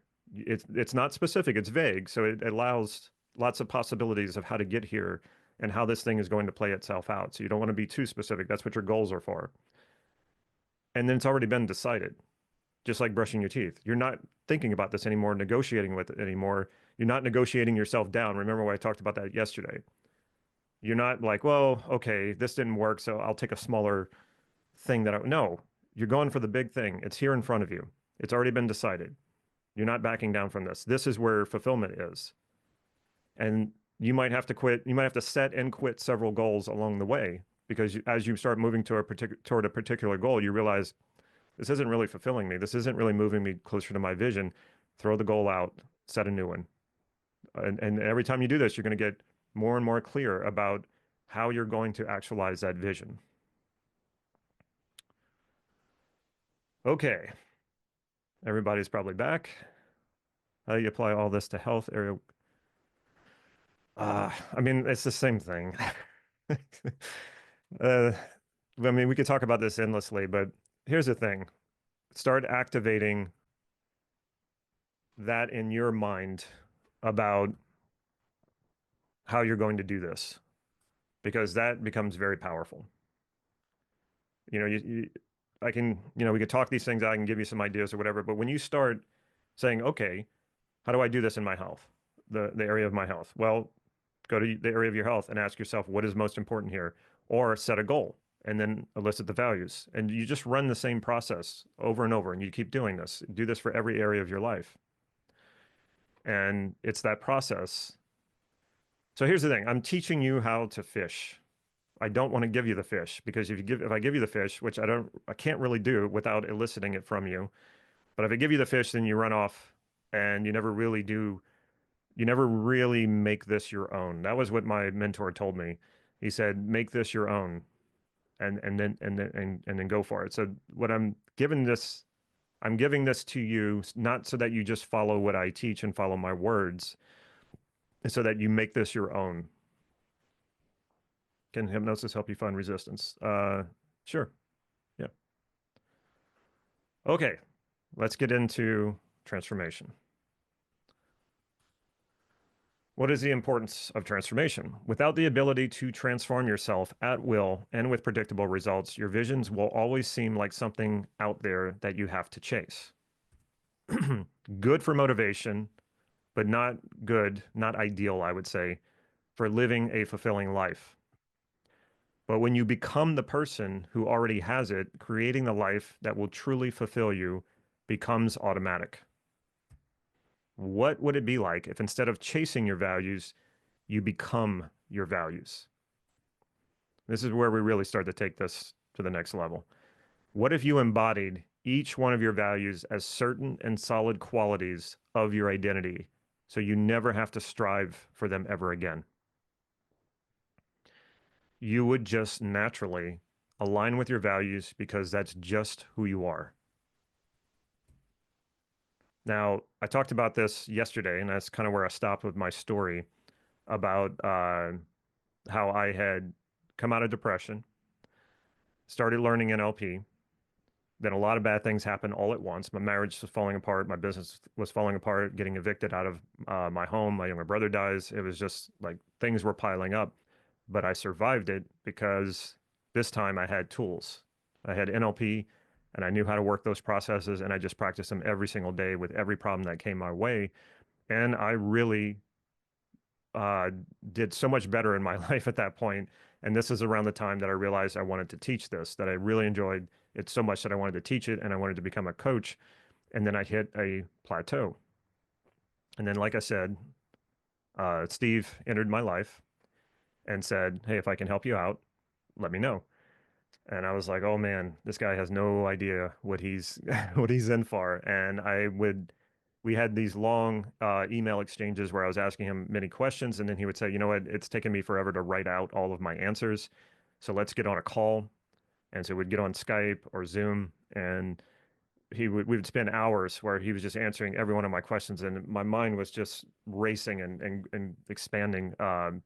He was amazing that way. He could just lay this clarity on you so easily. And then eventually, like we'd do that for a few hours and he'd be like, Damon, okay, I need to go. I need to rest. I need to eat something. And so we'd get off the call and I would just have more and more questions. And he finally said, you know what, Damon, I think I know what you're looking for. And I said, great, because that makes one of us. I don't even know what I'm looking for. And if you know, then, you know, that's great. I need some direction here. And he said, yeah, he said, I created a model called the self-concept model. And he said, based on all of your questions and what you seem to be driving at, I think this is what you're looking for.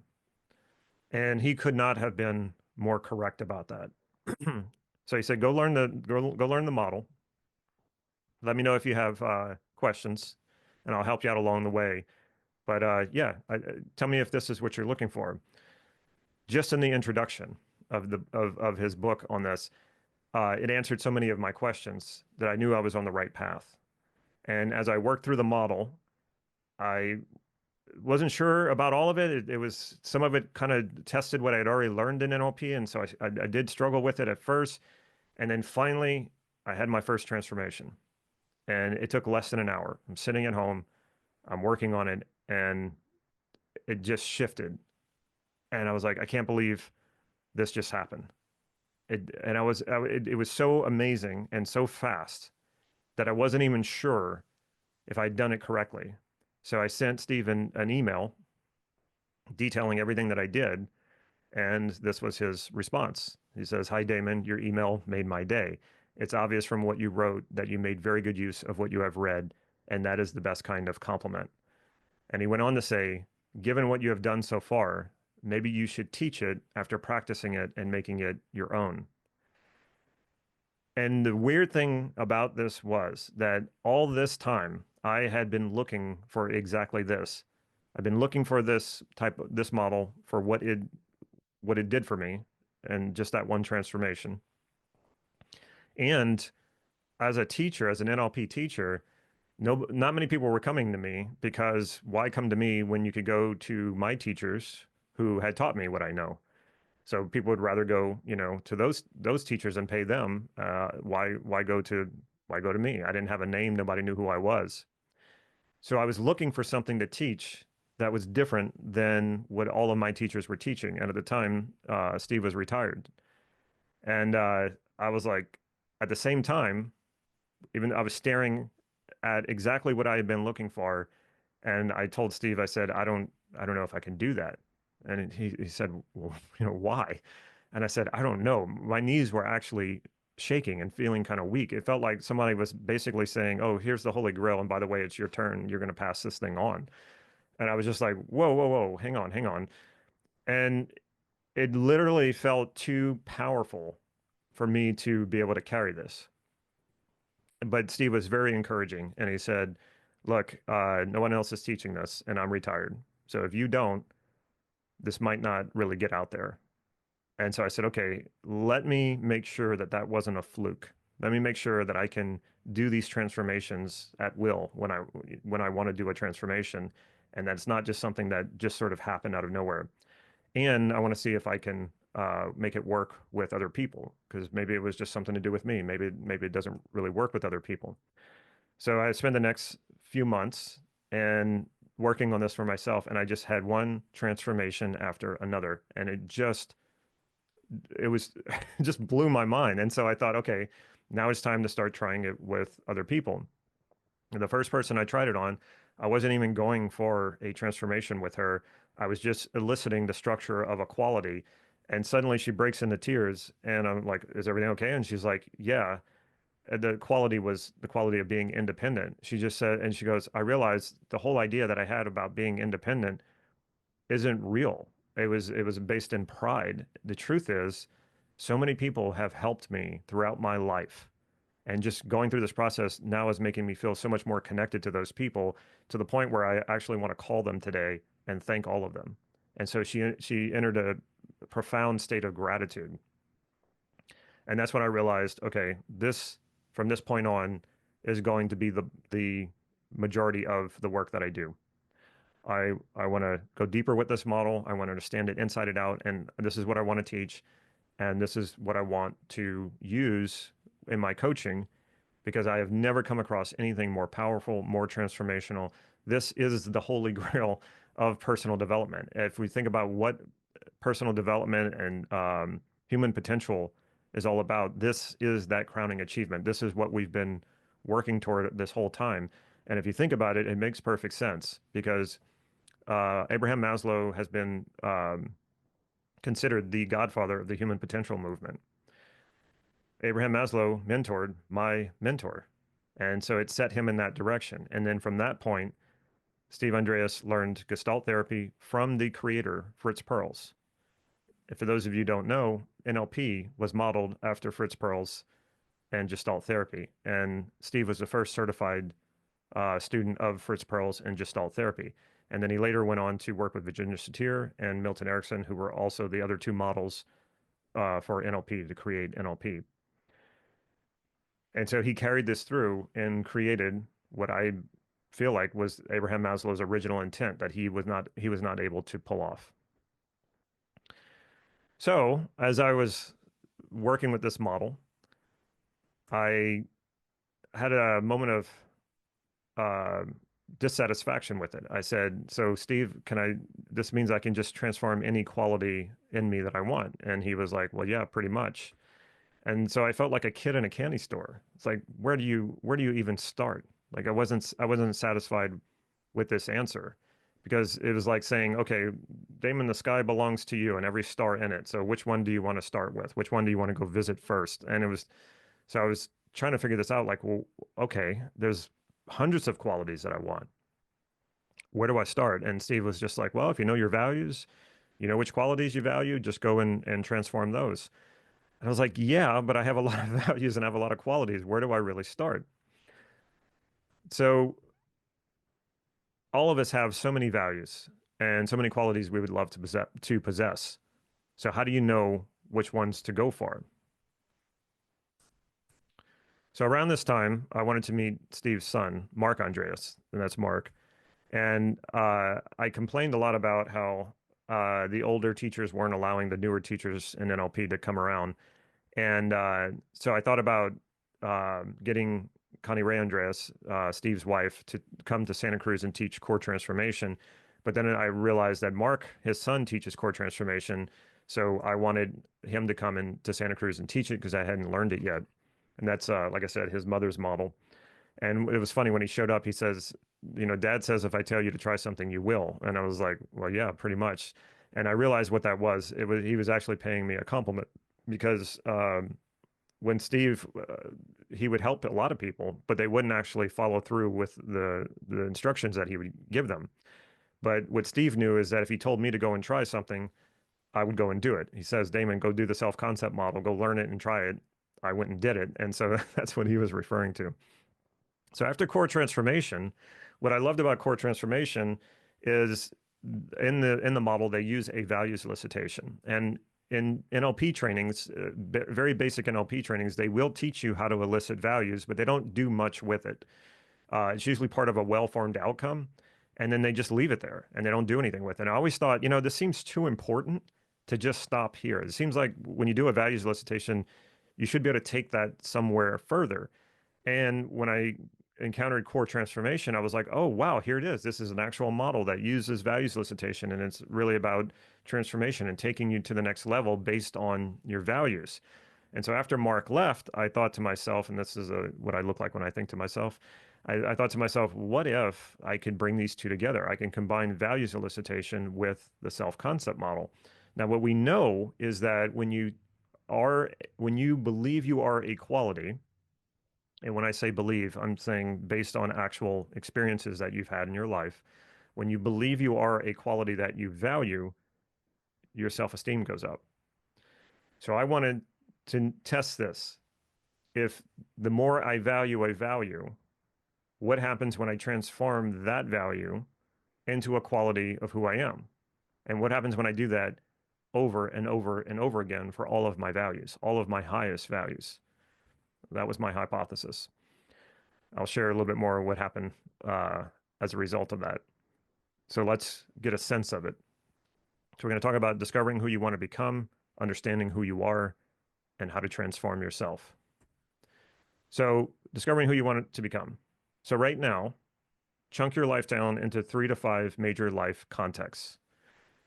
Don't try to get this perfect. It doesn't have to be. It's just a matter of chunking things down to make it easier for you. So it could be things like career, social life, family life, a hobby, or health.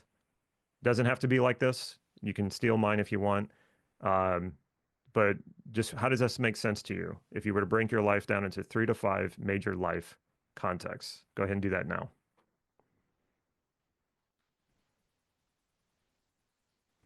And now you've heard me say this before. You're not going to do this now because it would take too long. But you want to elicit your values from each of these contexts. Okay. Now, one way you can do it is you can take each context and ask yourself, what is a tangible goal that you would like to achieve in each one of them? And then from there, elicit your values.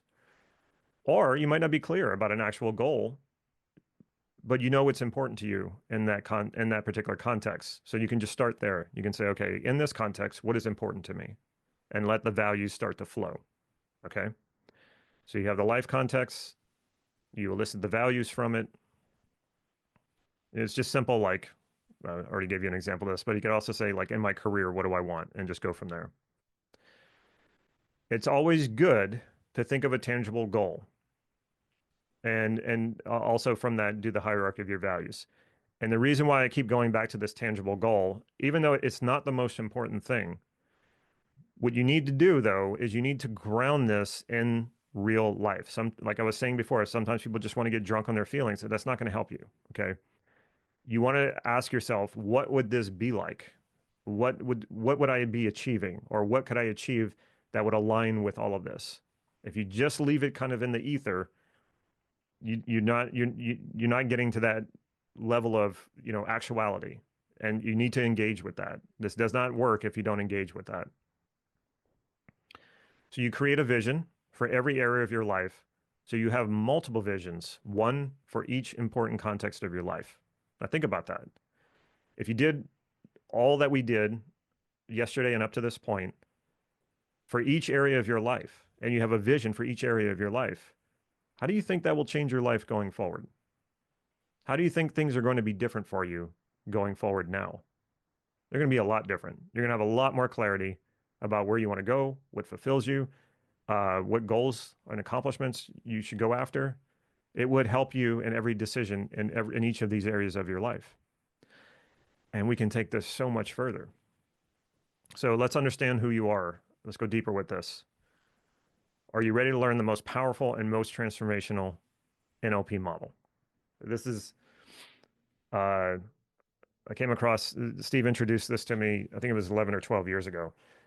And I've only gotten more and more excited about it. It's just amazing to me that this even exists. So here we go.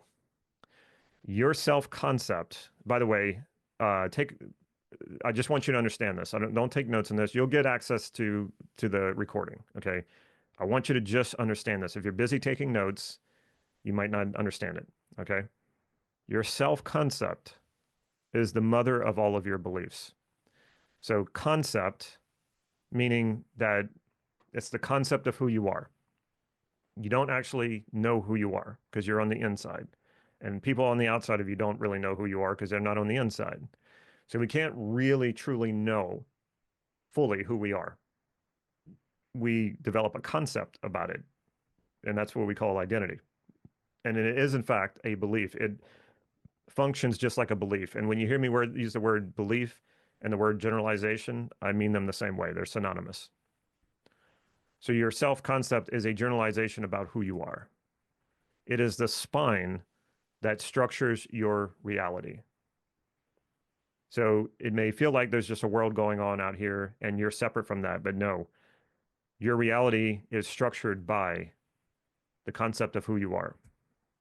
So why not go to the source when it comes to making changes in your life that you want to stick? What if you could transform yourself with predictable results in under an hour? What could you do in your life with that ability? Some key understandings here. How you create your sense of self, how you create your sense of reality, how transformation happens. Once you fully understand these hows, you can create all the purpose, value, and meaning you want in your life, as well as access your potential to create the life you want to live. If these understandings are not what you're currently working toward, it's time to change what you're doing, because anything else is not going to get you to your highest potential. So let's talk about your sense of reality. Your sense of reality is based in two dimensions, time and space. Time is just past, present, and future, right?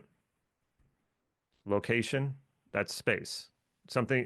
Everything that your reality is based on is either in the past, the present, and the future, meaning it hasn't happened yet, but you can imagine the future. But that's your sense of it, right? We're talking about your sense of reality, not objective reality. And it always happens somewhere. Location. Everything in reality has a time and a location. Every experience you've ever had happen in the past, every experience you've had has happened in either the past, the present, or you've imagined it happening in the future. And every experience you've had happened somewhere. Your identity, also known as your self-concept, transcends time and space. Okay, so understand what I just said here. Your reality is based on the two dimensions of time and space. Your self-concept transcends that. What does that mean? Let's talk about that. We talk about the past. Even though in almost every way you are a different person than you were when you were much younger, like the age of 3, you had a different body. You certainly don't have the same beliefs you had when you were 3, right? But you still refer to yourself in the past as when you were 3, when I was 3. So I'm stretching that generalization across time back to my earlier self, but yet in every other way, I'm different. Different body, different thoughts, different beliefs, but I still connect that past self with me now. This is what it means to transcend. Your self-concept transcends time. You wouldn't say, when referring to yourself when you were 3, when he or she was 3. You say, when I was 3. That I generalization stretches back. So in the future, we say things like, when I go on vacation next summer, or when I retire, even though your future self doesn't exist. We do that. We project ourselves, generalize ourselves into the future.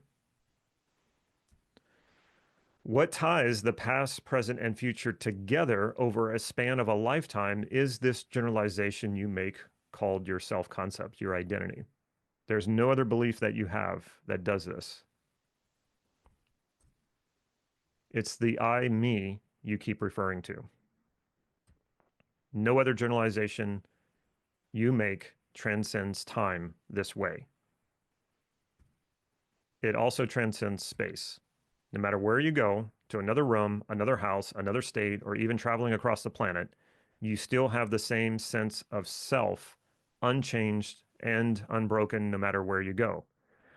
I can attest to this. I love to travel. When I step off into a country where I don't know the language, I've never been there before, I don't know the culture, I still have the same sense of me wherever I go. And you are the same way. Doesn't matter where you go, you still have the same sense of you. So that's what I mean by it transcends space. When you make a change to your self-concept, those changes generalize throughout all space and time as you experience it. Think about that. You can make a change about a belief of the external world, or you could say like, I don't like this restaurant because they don't serve good food. And so that's a belief you have because you haven't eaten there every single day, all the time. You haven't done a double-blind placebo test on it, right? But you believe that. Now, how much does that actually affect you in your life? Not very much. But when you change a belief about yourself, because beliefs about yourself transcend time and space, that change and that belief generalizes to wherever you go and throughout time. Those changes, like I said, will go with you everywhere. Your past will now support that change in the present as you project this change into the future, creating a self-fulfilling prophecy. So I'm going to say that again. Very important that you understand this. When you make those changes to beliefs about who you are, your the past experiences now line up to support that change in the present as you project this change into the future, creating a self-fulfilling prophecy, meaning whatever you believe about yourself, you make your reality. This is the most powerful transformation a person can have. So let's get into the identity. Beliefs and generalizations. Remember, I said I'm using those interchangeably. What are they? Something that is accepted, considered to be true, or held as an opinion, according to the Merriam-Webster dictionary. According to Steve Andreas, a generalization is the imposition of our limited mind on an infinitely complex and changing world. And we could also apply that to ourselves. Our generalizations about ourselves is an imposition, a limited imposition on who we are, our potential, and what is possible. Also, according to Steve Andreas, your self-concept is the concept or idea that you have about yourself. In other words, your identity is all the generalizations you make about yourself generalized into one single powerful generalization. That's what self-concept is. All beliefs everyone has, beliefs about yourself, beliefs about others, and beliefs about the world, first starts with your self-concept, your sense of self. So think about that. Without a self-concept, without a generalization about who you are, you have no other beliefs about anything else. It all starts with your self-concept. And then you generate beliefs from there. Like I said, it's the spine, and then the branches are, whatever beliefs you have about anything else.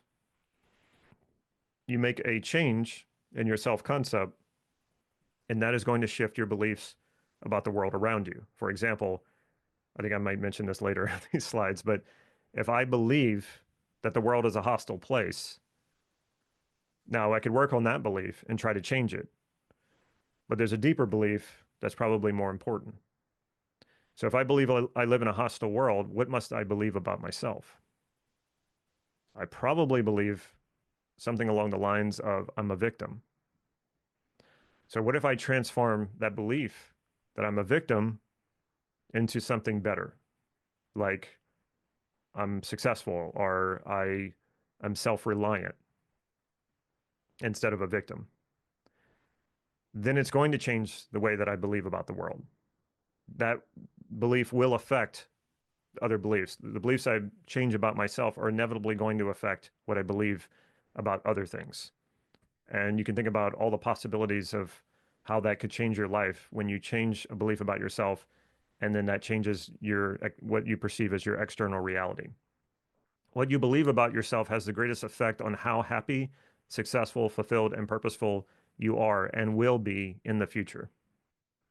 It also has the greatest effect on your perception of reality, whether you perceive the world and everyone in it as imperfect, yet filled with wonders, love, kindness, joy, and plenty of resources to live an abundant life, or as hostile, evil, and out to get you.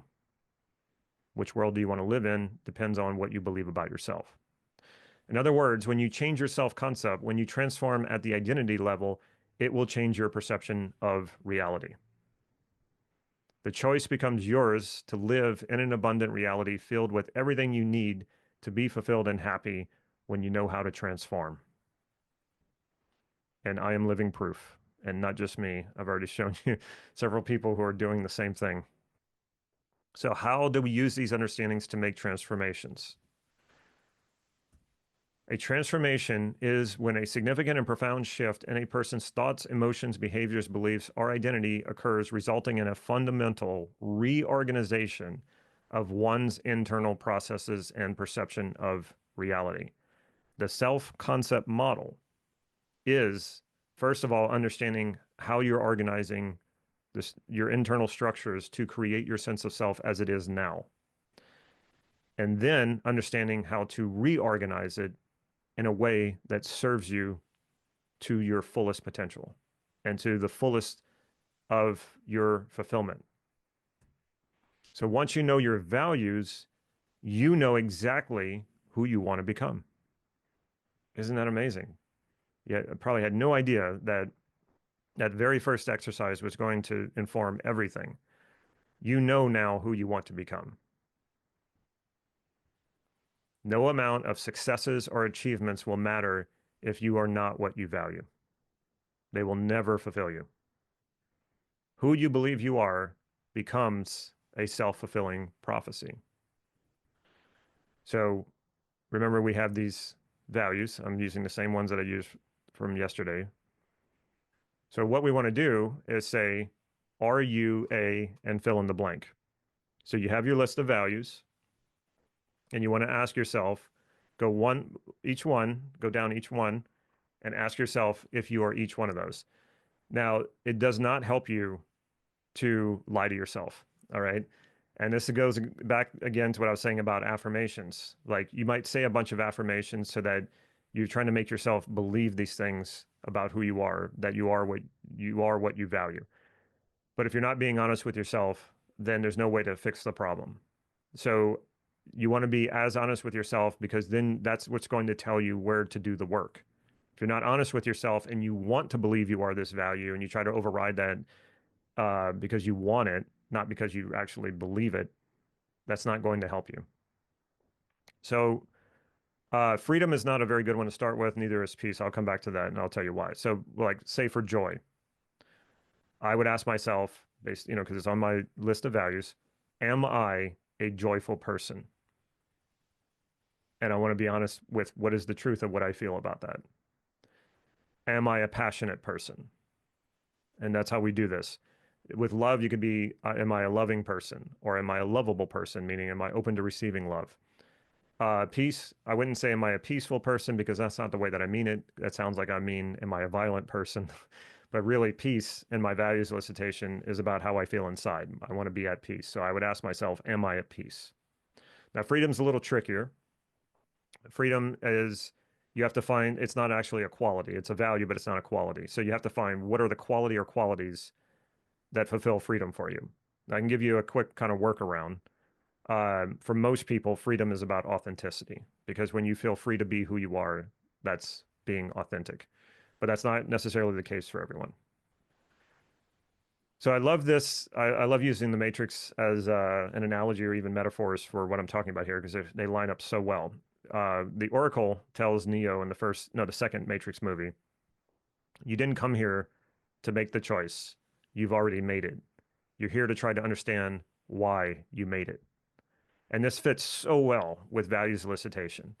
When you can't see the reasons you're making the choices that you're making, then you can't understand, you don't understand it, and you have to understand those choices to move beyond them, especially if they're choices that are keeping your life and keeping yourself in a situation that's not working for you. Your choices are driven by your intentions, also known as values, and by what you believe about yourself, more specifically, what you believe you are capable of. In other words, even if you value success, if you believe you are a failure, you will find a way to fail. There's no escaping who you believe you are. You will make choices that will cause you to fail. In order to understand your choices that lead to failure, you will blame. You will blame the economy. You will blame other people. You might even blame yourself. Blame will only cause you, though, to remain stuck. When you know your values, you know what fulfills you. But what you believe about yourself will determine whether or not you will reach that fulfillment. When your behavior and your beliefs align with your values, you will experience fulfillment and purpose. You will also experience confidence and self-esteem, the kind that will make you fearless as you pursue your endeavors. If you value success and you believe you are a successful person, you're going to feel good about yourself. And because you value success and you believe you are successful, you will behave in alignment with success. You will find opportunities. That's what your mind will be sorting for that information. Where are the opportunities for me to be more and more successful? You will become more successful and you will see those opportunities to be successful in the world. And because you then create those successes for yourself, you feel more confident and certain about it, which means you keep progressing and you keep fulfilling this over and over and over again. So you keep strengthening this quality of being successful and feeling confident about yourself and being confident in your success. Now, it works the other way. If you believe you are a failure and you value success, you're going to feel bad about yourself. When you do the things, when you act out of alignment with your values, you feel it right away. That's when you feel regret or you feel bad. When you believe you are the opposite of what you value, you're stuck in a state of feeling bad about yourself. That's what caused my depression in the past. So if you value one thing, but you feel like you're the opposite, how do you think that makes you feel? And because you believe you are a failure, you will behave in alignment with failure. Your failures will support and confirm your belief that you are a failure, making your belief that you are a failure even stronger. You have a bias, and this has been studied. We want to confirm our beliefs, even when they're beliefs that are negative beliefs. Why would we want to do that? Because we're always looking for certainty in the world. We want to feel like we live in a stable world that's familiar and comfortable. We will do that even to the point of selecting and collecting information that confirms our limiting beliefs about ourselves. That's how hardwired we are to do this. And that's why a lot of people just say, well, so why don't you just act in opposition to your limiting beliefs? Why don't we just do it that way? Why doesn't a person who believes they are a failure just do successful things in order to break through the limitation? When the Oracle said, we can never see past the choices we don't understand. That fits for this so incredibly well. You can't understand this because you can't see past the choices. Because you can't see past the choices, you cannot understand why this is happening. And I can tell you why this is happening. You are not hardwired for success, happiness, and fulfillment. You are hardwired to survive. That is the biological mechanisms in you that are creating you and your reality right now. In order to survive in a chaotic world filled with unknowns, nature wired you to avoid confusion and chaos and align with what is familiar and clear, even if it makes you unhappy. What happens when we act out of alignment with who we believe we are? We experience cognitive dissonance. And cognitive dissonance is a red flag for your survival because you want to live in a world that is stable and clear and familiar. So if you're acting out of alignment with what you know to be familiar, clear, and stable, then that feels unstable.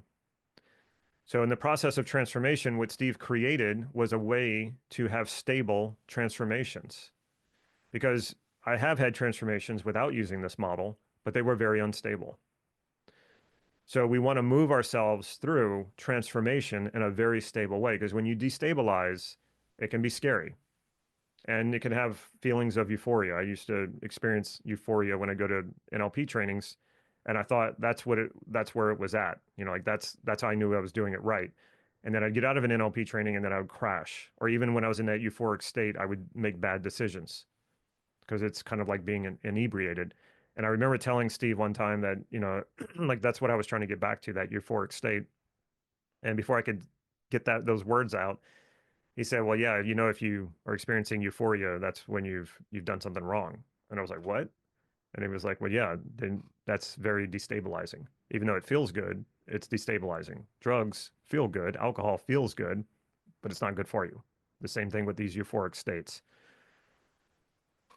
So we will still act in alignment with our limitations because we would rather do that than experience that cognitive dissonance. So this is how it works. This is how your self-concept works, and this is how the model works when you're eliciting the structure of your identity. So we start at the level of experiences. So we select and collect experiences. We've been doing this since we were born. And this is how we learn how to manage the information that's coming at us through our five senses.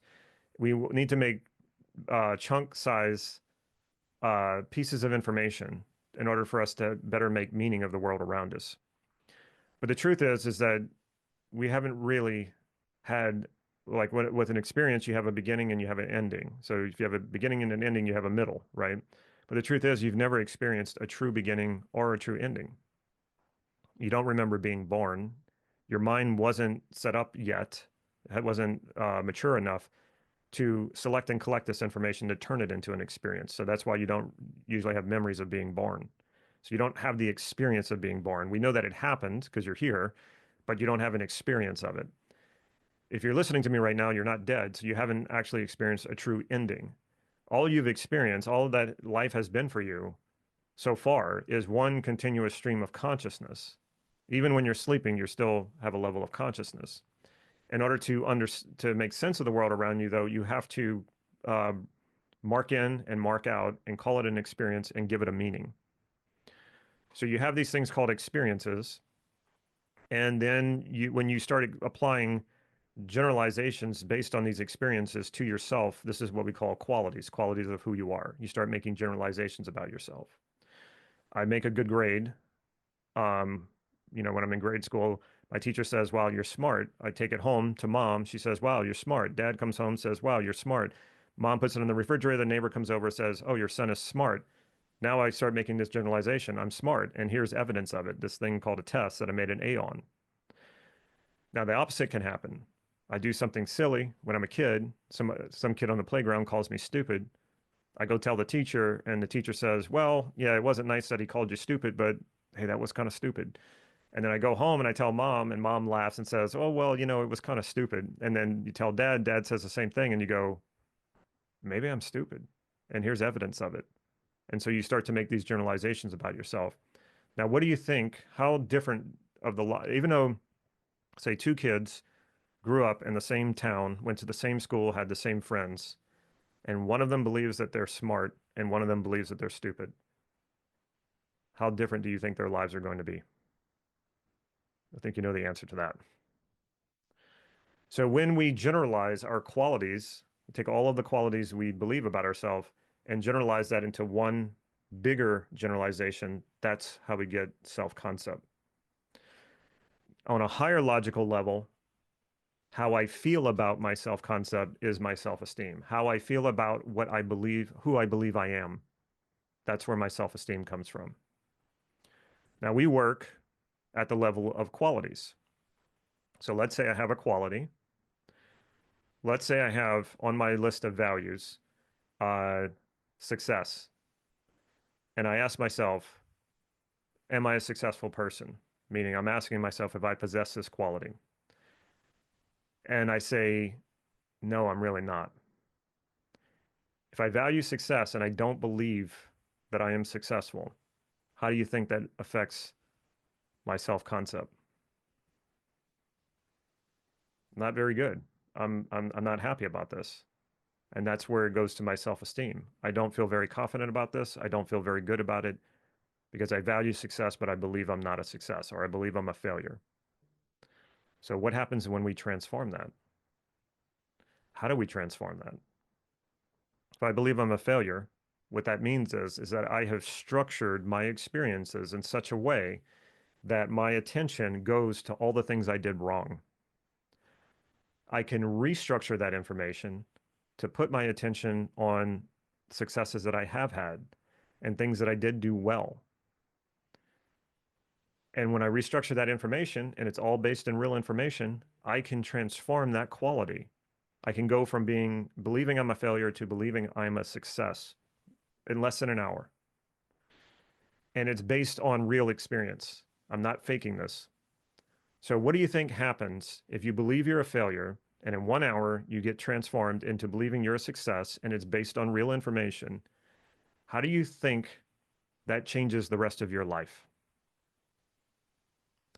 And that's just one quality. You can do this for as many qualities as you want. So every time you make a transformation of a quality, it changes your self-concept.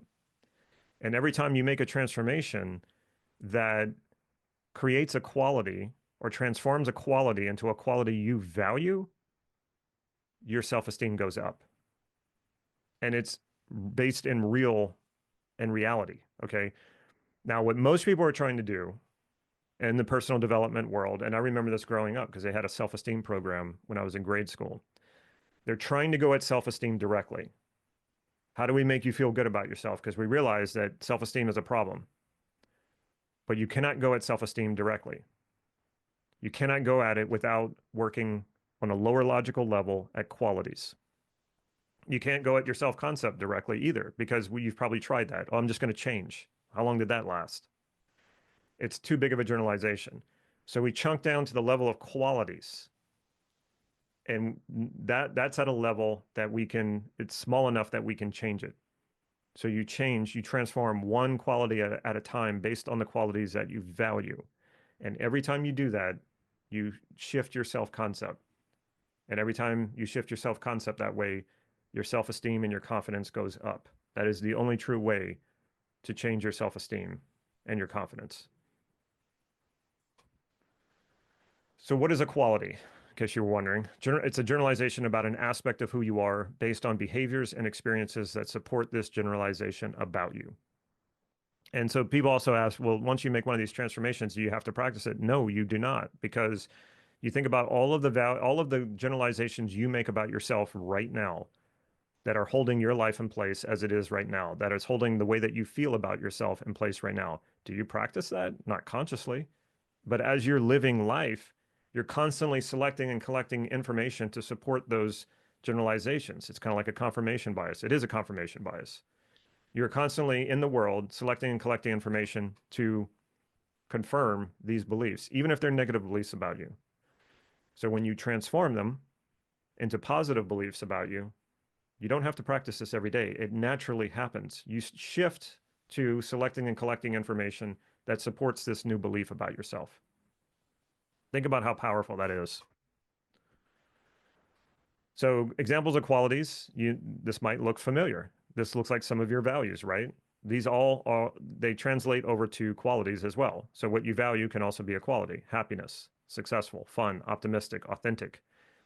And then we also have negative beliefs about ourselves, negative qualities: unhappy, pessimistic, cynical, lazy, etc., right? So chances are the first line, these are all qualities that you value, and the bottom line is all qualities that you don't value. When you believe you are a quality that you don't value, you feel bad about yourself. When you believe you are a quality that you value, you feel good about yourself. That is where fulfillment lies. And so what I did is I went through my list of values, and that's how I started my methodology of where do I start? Well, where do I start? I do a values listation, I find my highest values, and I go down the list and I ask myself, am I? And then put the value in there. And when the first time I did this, it was a rude awakening. I realized that I was none of my values, none of my highest values did I feel certain and solid about those values being qualities of who I am. But the good news was now I knew where to start. I knew where to go and do the work. And I went and I spent the next few months transforming every single one of my highest values into a certain and solid quality of who I am. And life was never the same after that. Everything changed. When you use your values to understand who you want to become, use the self-concept model to transform yourself into what you value. Instead of being an unfulfilled person, not living up to your potential while chasing goals that wouldn't make you happy even if you achieved them, you become a happy, successful, accomplished, and fulfilled person pursuing the wonders of your potential because you enjoy it. Now imagine that. Imagine I don't have to go and chase these goals. I already am what I value. And when I already am what I value, that doesn't mean I sit on the couch and do nothing. That means I can't wait to see what else my potential holds for me. I want to see where I can take this because the fulfillment is endless as long as I'm engaging in this and engaging in my potential because I believe I am. I believe I am what I value. Then that's just unlimited fulfillment. I want to see how far I can take this. I'm curious about it. It has nothing to do with whether or not I fail or succeed. It's about living my values. Do you want that?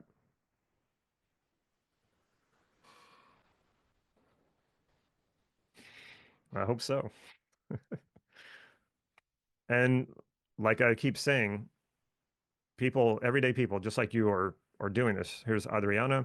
She says, my life has transformed. After doing NLP, this model was the one that actually connected back to life. I'm no longer in survival mode, but thrival.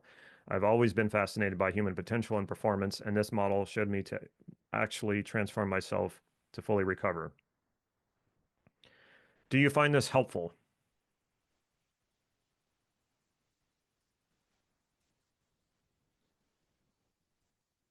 Awesome. Can you see how mastering the self-concept model will put the power of transformation in your hands?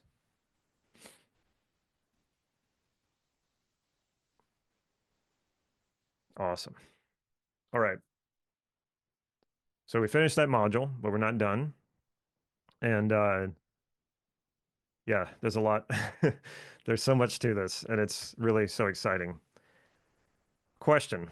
Are you getting excited about the potential of what using this model can do for your life and for becoming precisely who you want to be?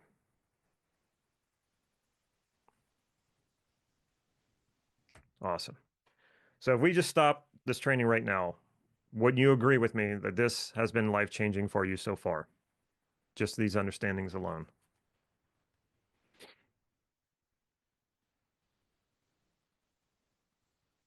All right. So how about this? How about I do a 60-second recap of everything we've gone over yesterday and today? Do you think I can do it in 60 seconds? Well, we're not going to start the clock, but I'll do my best. All right, here we go. So we started off with this. Why are you here? And for reasons you didn't understand yesterday, it had remained just outside of your grasp. Hopefully that's changed. I talked about my mentor, introduced him early. He gets the credit for what I'm teaching you here. I talked about this saying, and I wonder how this might resonate with you now. What Hunter S. Thompson said, a man who procrastinates in his choosing will inevitably have his choice made for him by circumstance. I talked about where I came from 14 years ago versus now. My YouTube channel, which that's where a lot of you know me from, something I could not have done had it not been for using NLP. The interesting people I get to meet throughout my journey, the interesting travels, the living my life the way that I want to live it. There was a short time ago where I thought that this was not even possible. And now I've taken it far beyond what I thought was possible. Talked about how our business, our team has grown over the years. Talked about where my journey started in NLP and how I escaped a third depression because I knew how to manage it. Talked about also hit another plateau, even though I thought I'd figured everything out that I needed to. And yet here was another plateau. Talked about my commitment to Steve Andreas to pass on his teaching, but not just because he was so kind to me, and my gratitude for him and his teaching overwhelms me even to talk about it. It's more than that. I feel like this is the most important thing that I could be doing with my life, is sharing this. And then we got started on the first module, vision. And this, I see it, I will see it when I believe it, attributed to Wayne Dyer. Talked about having a vision that lights the way every step of the way. We started learning how to go from want to value, do our hierarchy of our values, and create the vision. I gave you the question framework, how to elicit your values from a goal that you want, how to create that vision, put that ideal image of yourself in the vision, and then that your vision becomes your compass showing you the way, even in unfamiliar territory. And then we went on to starting today with overcoming your resistance and what resistance really is. We elicited the resistance, elicited the values of the objection, and integrated the values into the vision. Talked about, hopefully took some of the mystery out of the unconscious and the conscious mind. Your unconscious is not working against you. I used the Japanese soldier who surrendered 29 years after Japan surrendered the war as an analogy for your resistance. It's just following your orders that you gave it. And you have to come in as a new commanding officer to give your resistance new orders. Talked about the questioning framework to elicit your resistance, and then add those values that you find in your vision, bringing them all together to integrate that part of you.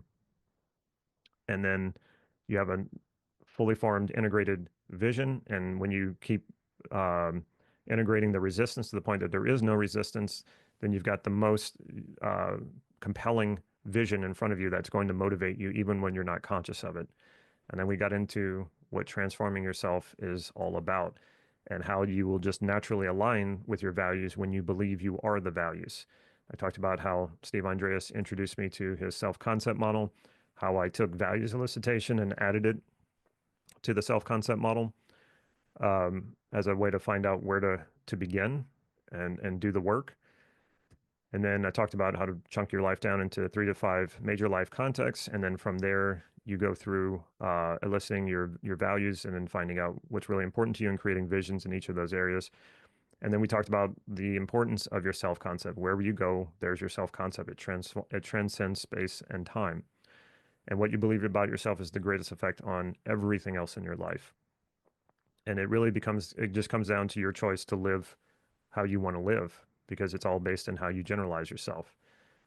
Like using the matrix to explain some of the concepts here about making the choice. You didn't come here to make the choice. A lot of your choices have already been made based on your values. Now it's about understanding those choices. Talked about how your self-concept works. It goes from experiences. You generalize experiences about who you are. That turns into qualities. The generalization of all of your qualities is what your self-concept is. How you feel about your self-concept, how you feel about the concept of you, is what your self-esteem is.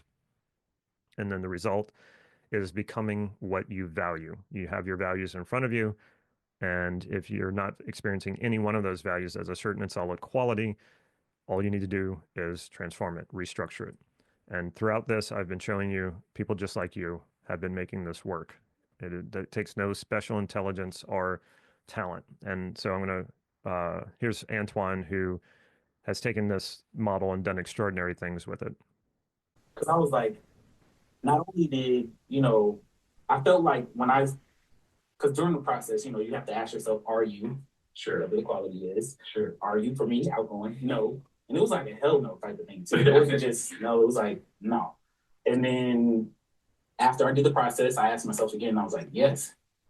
And the immediate thing that went through my mind was, I felt like I had been lying to myself this whole time.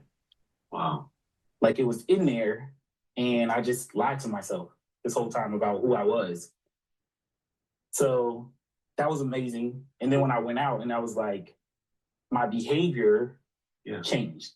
And I knew in my mind, like, I want to be the person who knows no stranger. Yeah, nice.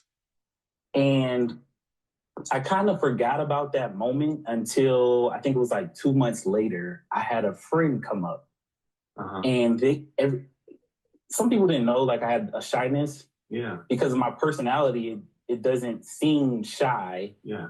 But I didn't talk to strangers. Like it was strangers, and as an adult, I would still say stranger danger. So yeah, I didn't talk to them, but people didn't know because when we went places where there were people, I would stay by them and follow them. Sure. But they didn't notice.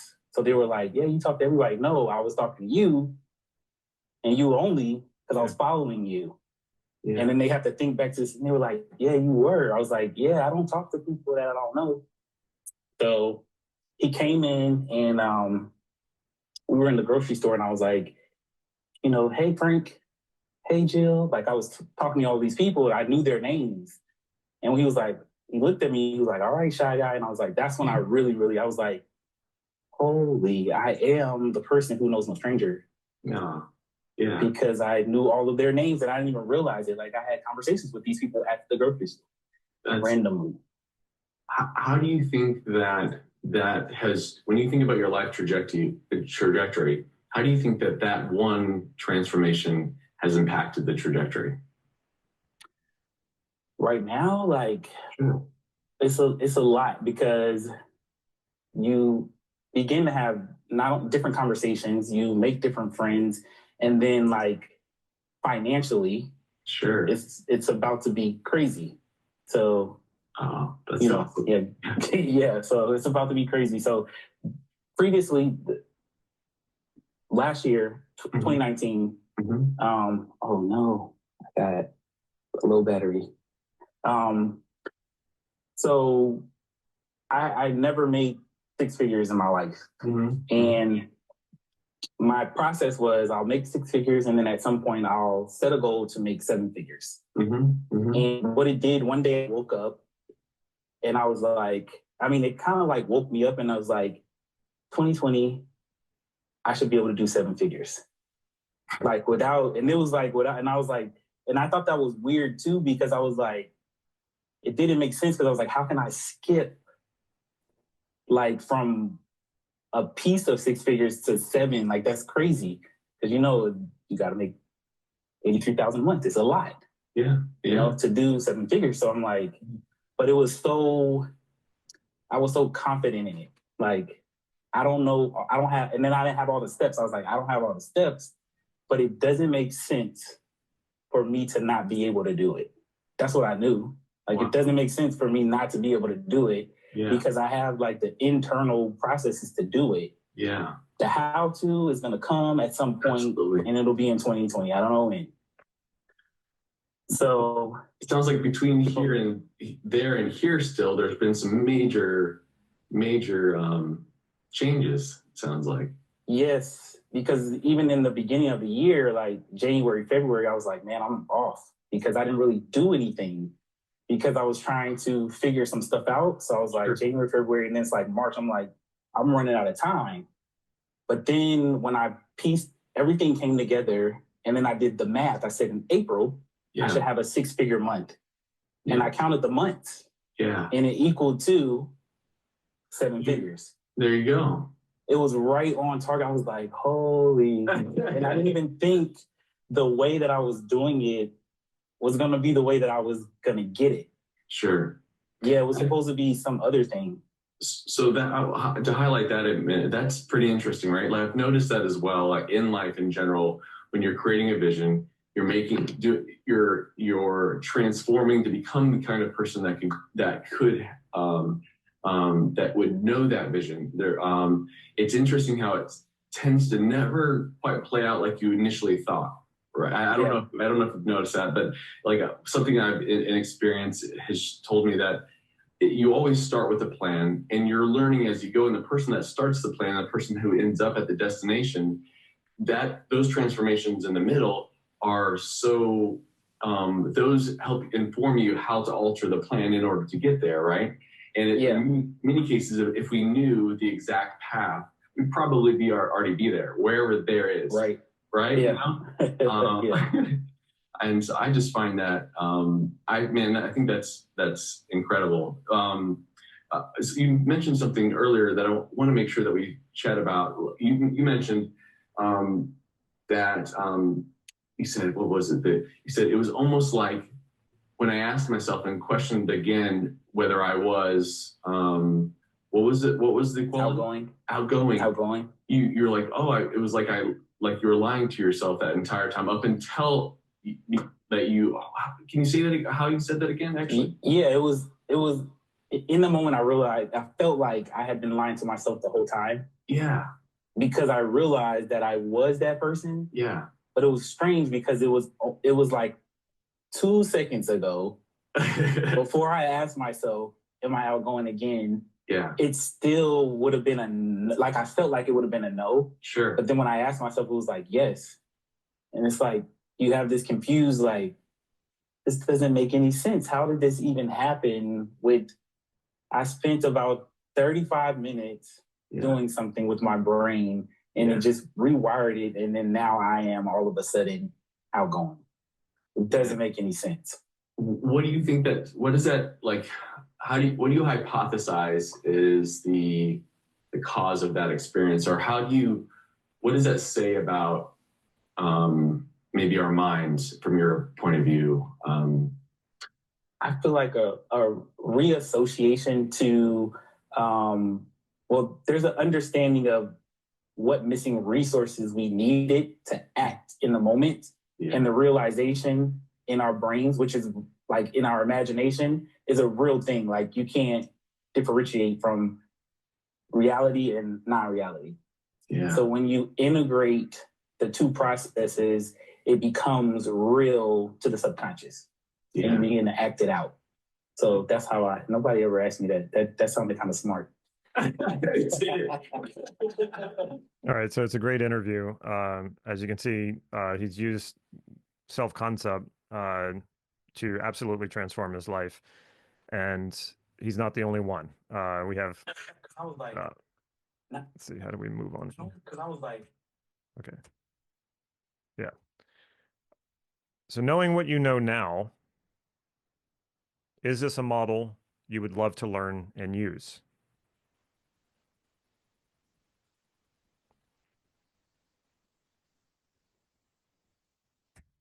Are you happy you've attended this training so far? Awesome. Love the feedback. Can you see how this model could transform your life? Awesome. Do you realize the advantage you now have in your own development just by using what you've learned here today and yesterday?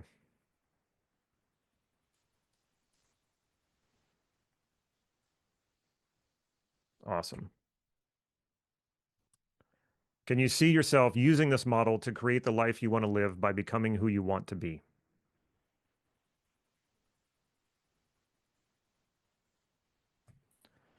Even if you just used a tiny fraction of what I showed you, would you say your time here was well spent?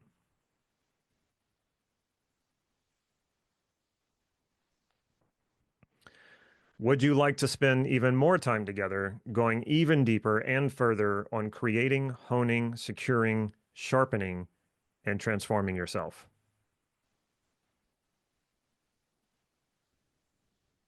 Good. All right. So here's the reality. Even if you only use just a tiny fraction of all we covered these past 2 days, don't you feel like you've taken a gigantic leap forward with your personal development?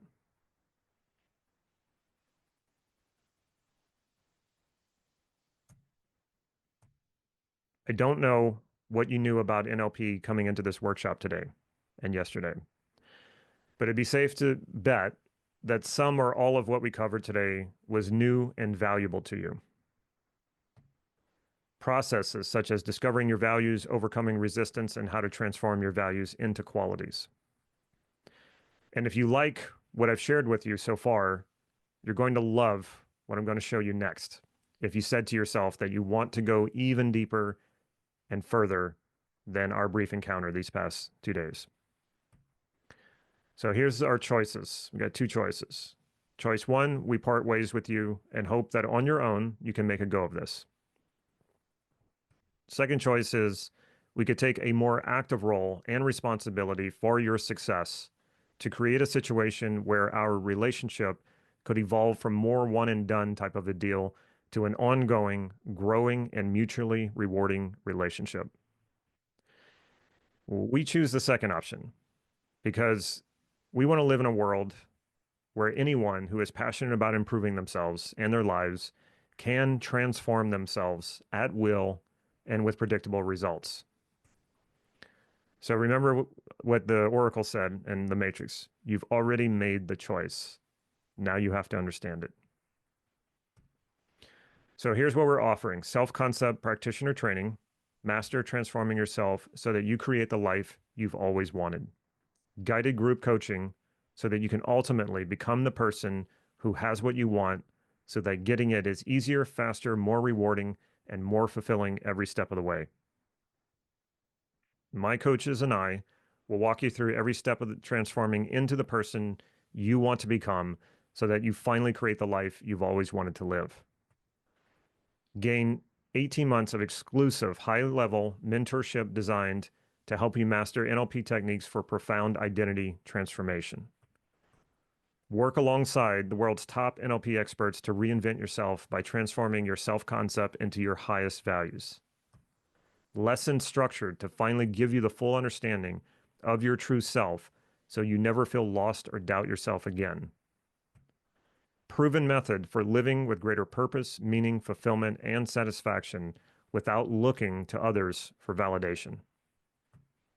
Guided pathway to start living your potential immediately. When you learn how you create your identity, imagine the possibilities of what you can change in your life when you have the confidence to overcome your fears, motivation to do what lack of discipline and lack of willpower have kept you from doing, and the purpose in your life to live your potential. Again, people just like you making this work. Here's Alpa. Thank you for all the support. I'm more excited to see what I understand about myself today than to wait for transformations to happen in the future. I'm loving the journey each moment. Thank you. Have never felt so alive, motivated, and curious effortlessly. Just what I was looking for. I'd love to continue to grow and want to really learn the skills to unfold myself and others that I cross in my journey. Very grateful to all of you. All right, so Nate, you want to come in and explain how the process works? That sounds great. Here we go. Let me figure out how to, here we go. Okay. All right, perfect. All right, so before we get started, everyone, and really dive into the structure of your curriculum, it's important to know that this is designed on decades of research from Damon's mentor, Steve, as well as tens of thousands of hours of Damon teaching, applying, and testing this technology. All right, so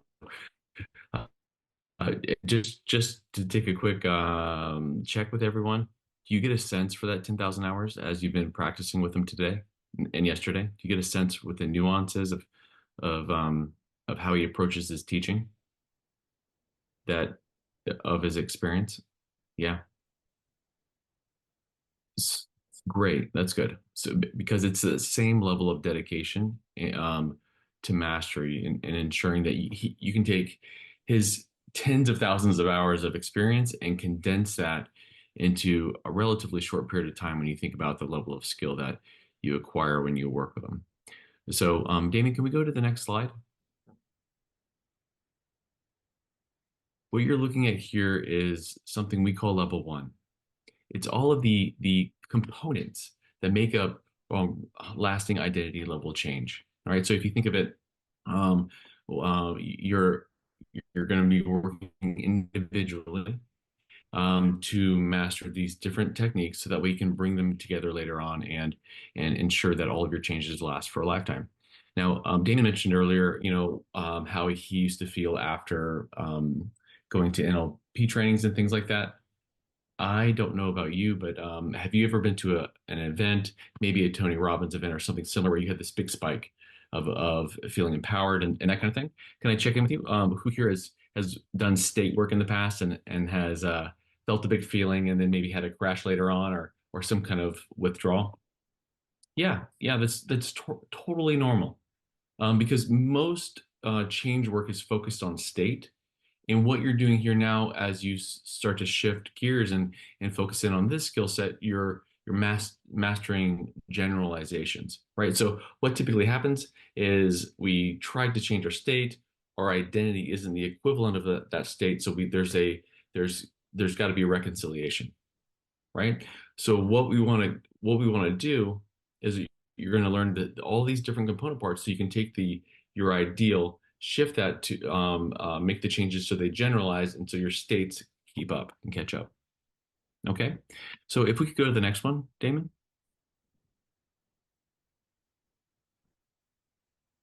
Let's talk a little bit about the how for a second.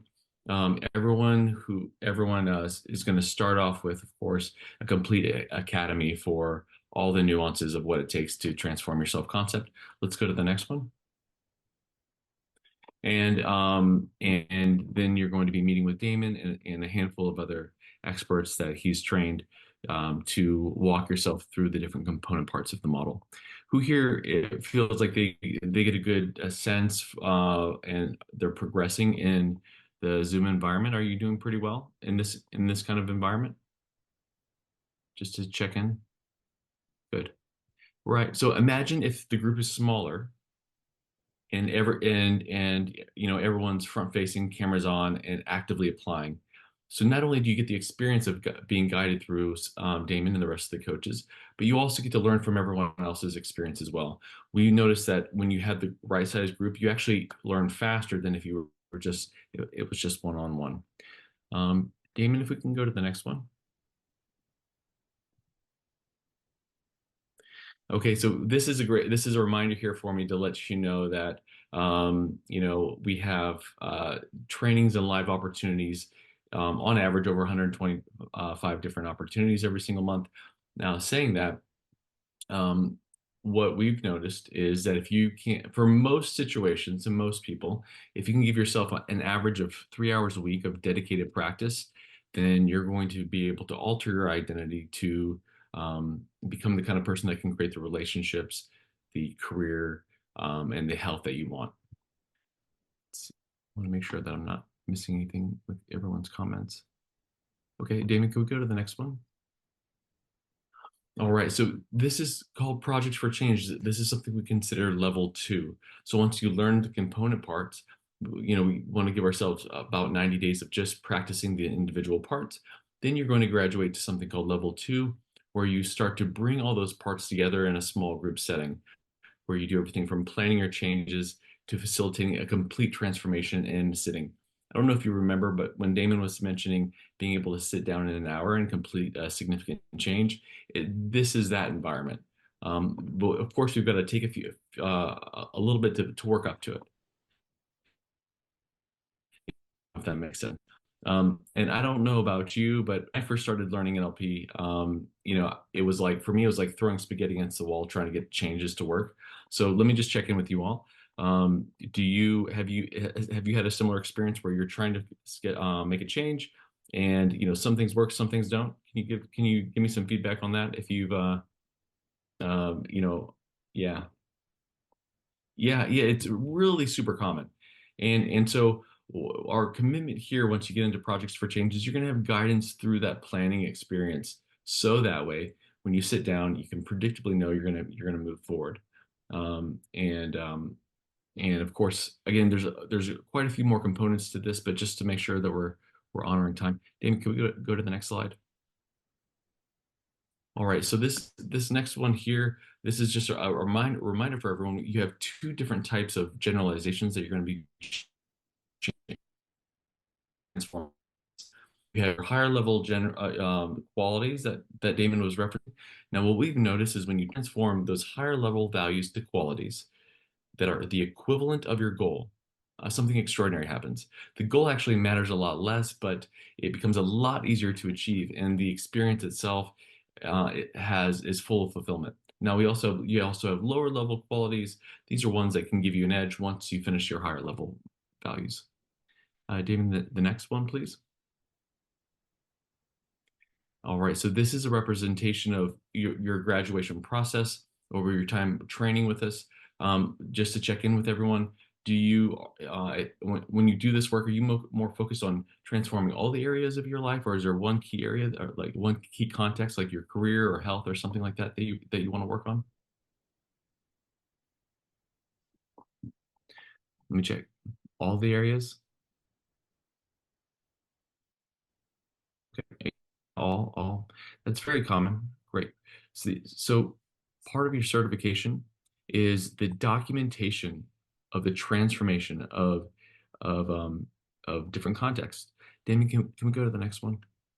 So you can either focus in on one or all the areas of your life. Many of our students will go through and they'll go through their career, their health, or their relationships, and so on and so forth, and they will transform all the qualities in that given context. Let's say they'll work on their career for 90 days. They'll transform all those beliefs. They'll let them go unconscious, and then they'll move to the next area of their life. It's a really wonderful way to approach it because you let the changes go unconscious, and then you continue the change work in another area. Now, some of you might want to just dig really deep in one area, and that's totally fine. If you do that, you'll go to higher level qualities and then lower level ones. Damon, the next one, please. All right, so this is a real transformation tracker. Okay, this is a real student who has completely transformed their beliefs in several different areas of their life, and I wanted to share this with you to give you context. Now, many of you, if you look to the left side of your screen, you see the measurement on how they felt about themselves and those different values was rather low. That's completely normal, and sometimes it's a mix. By the end of the 90 days, we can see here's a great example of them going from, I can't personally read this, but from unsuccessful to successful, or from uncertain about being connected to really connected, that kind of thing. And so that example for you to consider when you're to know that every 90 days there's measurable change, as long as you're committed for 3 hours a week on average. And is there anything else beyond that? Let's see. Damon, is there another slide? Okay. All right, perfect. So as you can see, there is a consistent gradual incline in skill development, the same level of attention and of focus that you've experienced here today, just in a more customized and smaller environment. Of course, I know that was, it's difficult to give it an, let me say this, if you have any questions at the end, feel free to ask them, and I'm here. Cool. Thank you for that. This is what I could have only dreamed of when I began my journey, to have something so organized, so well put together. And I was just basically diving in, taking one training after another, dropping thousands of dollars on, each of these trainings, just hoping that somewhere along the line, I was going to figure it out. And I had to do a lot of this on my own. And of course, when I met Nate and started teaching people this and training them in it, then they started helping organizing this even further. We started looking at what really gets our students to transform as fast as possible. And then we brought all these components together. And again, I just want to emphasize so much here how people are doing this. Here's Crystal last week in our foundation track call. I worked on building a new quality. In hindsight, it's hard to believe I didn't already know it. The class and the process was amazing as usual, and I was pretty sure I really did feel a shift, but seeing is believing. Seriously, the very next day, I had an experience where it was profound how locked in this quality is. It flowed effortlessly and powerfully. And there's been several more examples since. I don't think anyone else has noticed a difference because they already thought I was that quality, but now I know it too, and I feel empowered to use it to its potential. It feels like another snag has been released, so I'm living even more in flow. Here's Uriel. Says, a week ago, I repelled anyone around me. Now I feel the most amount of rapport that I've ever felt in my life, and the results are permanent. 2 years of analysis paralysis and constant research on hundreds of most credible self-improvement resources, and none of them hit the target. Thank you, Damon. Damon and the Self Concept team for working hard and sharing this.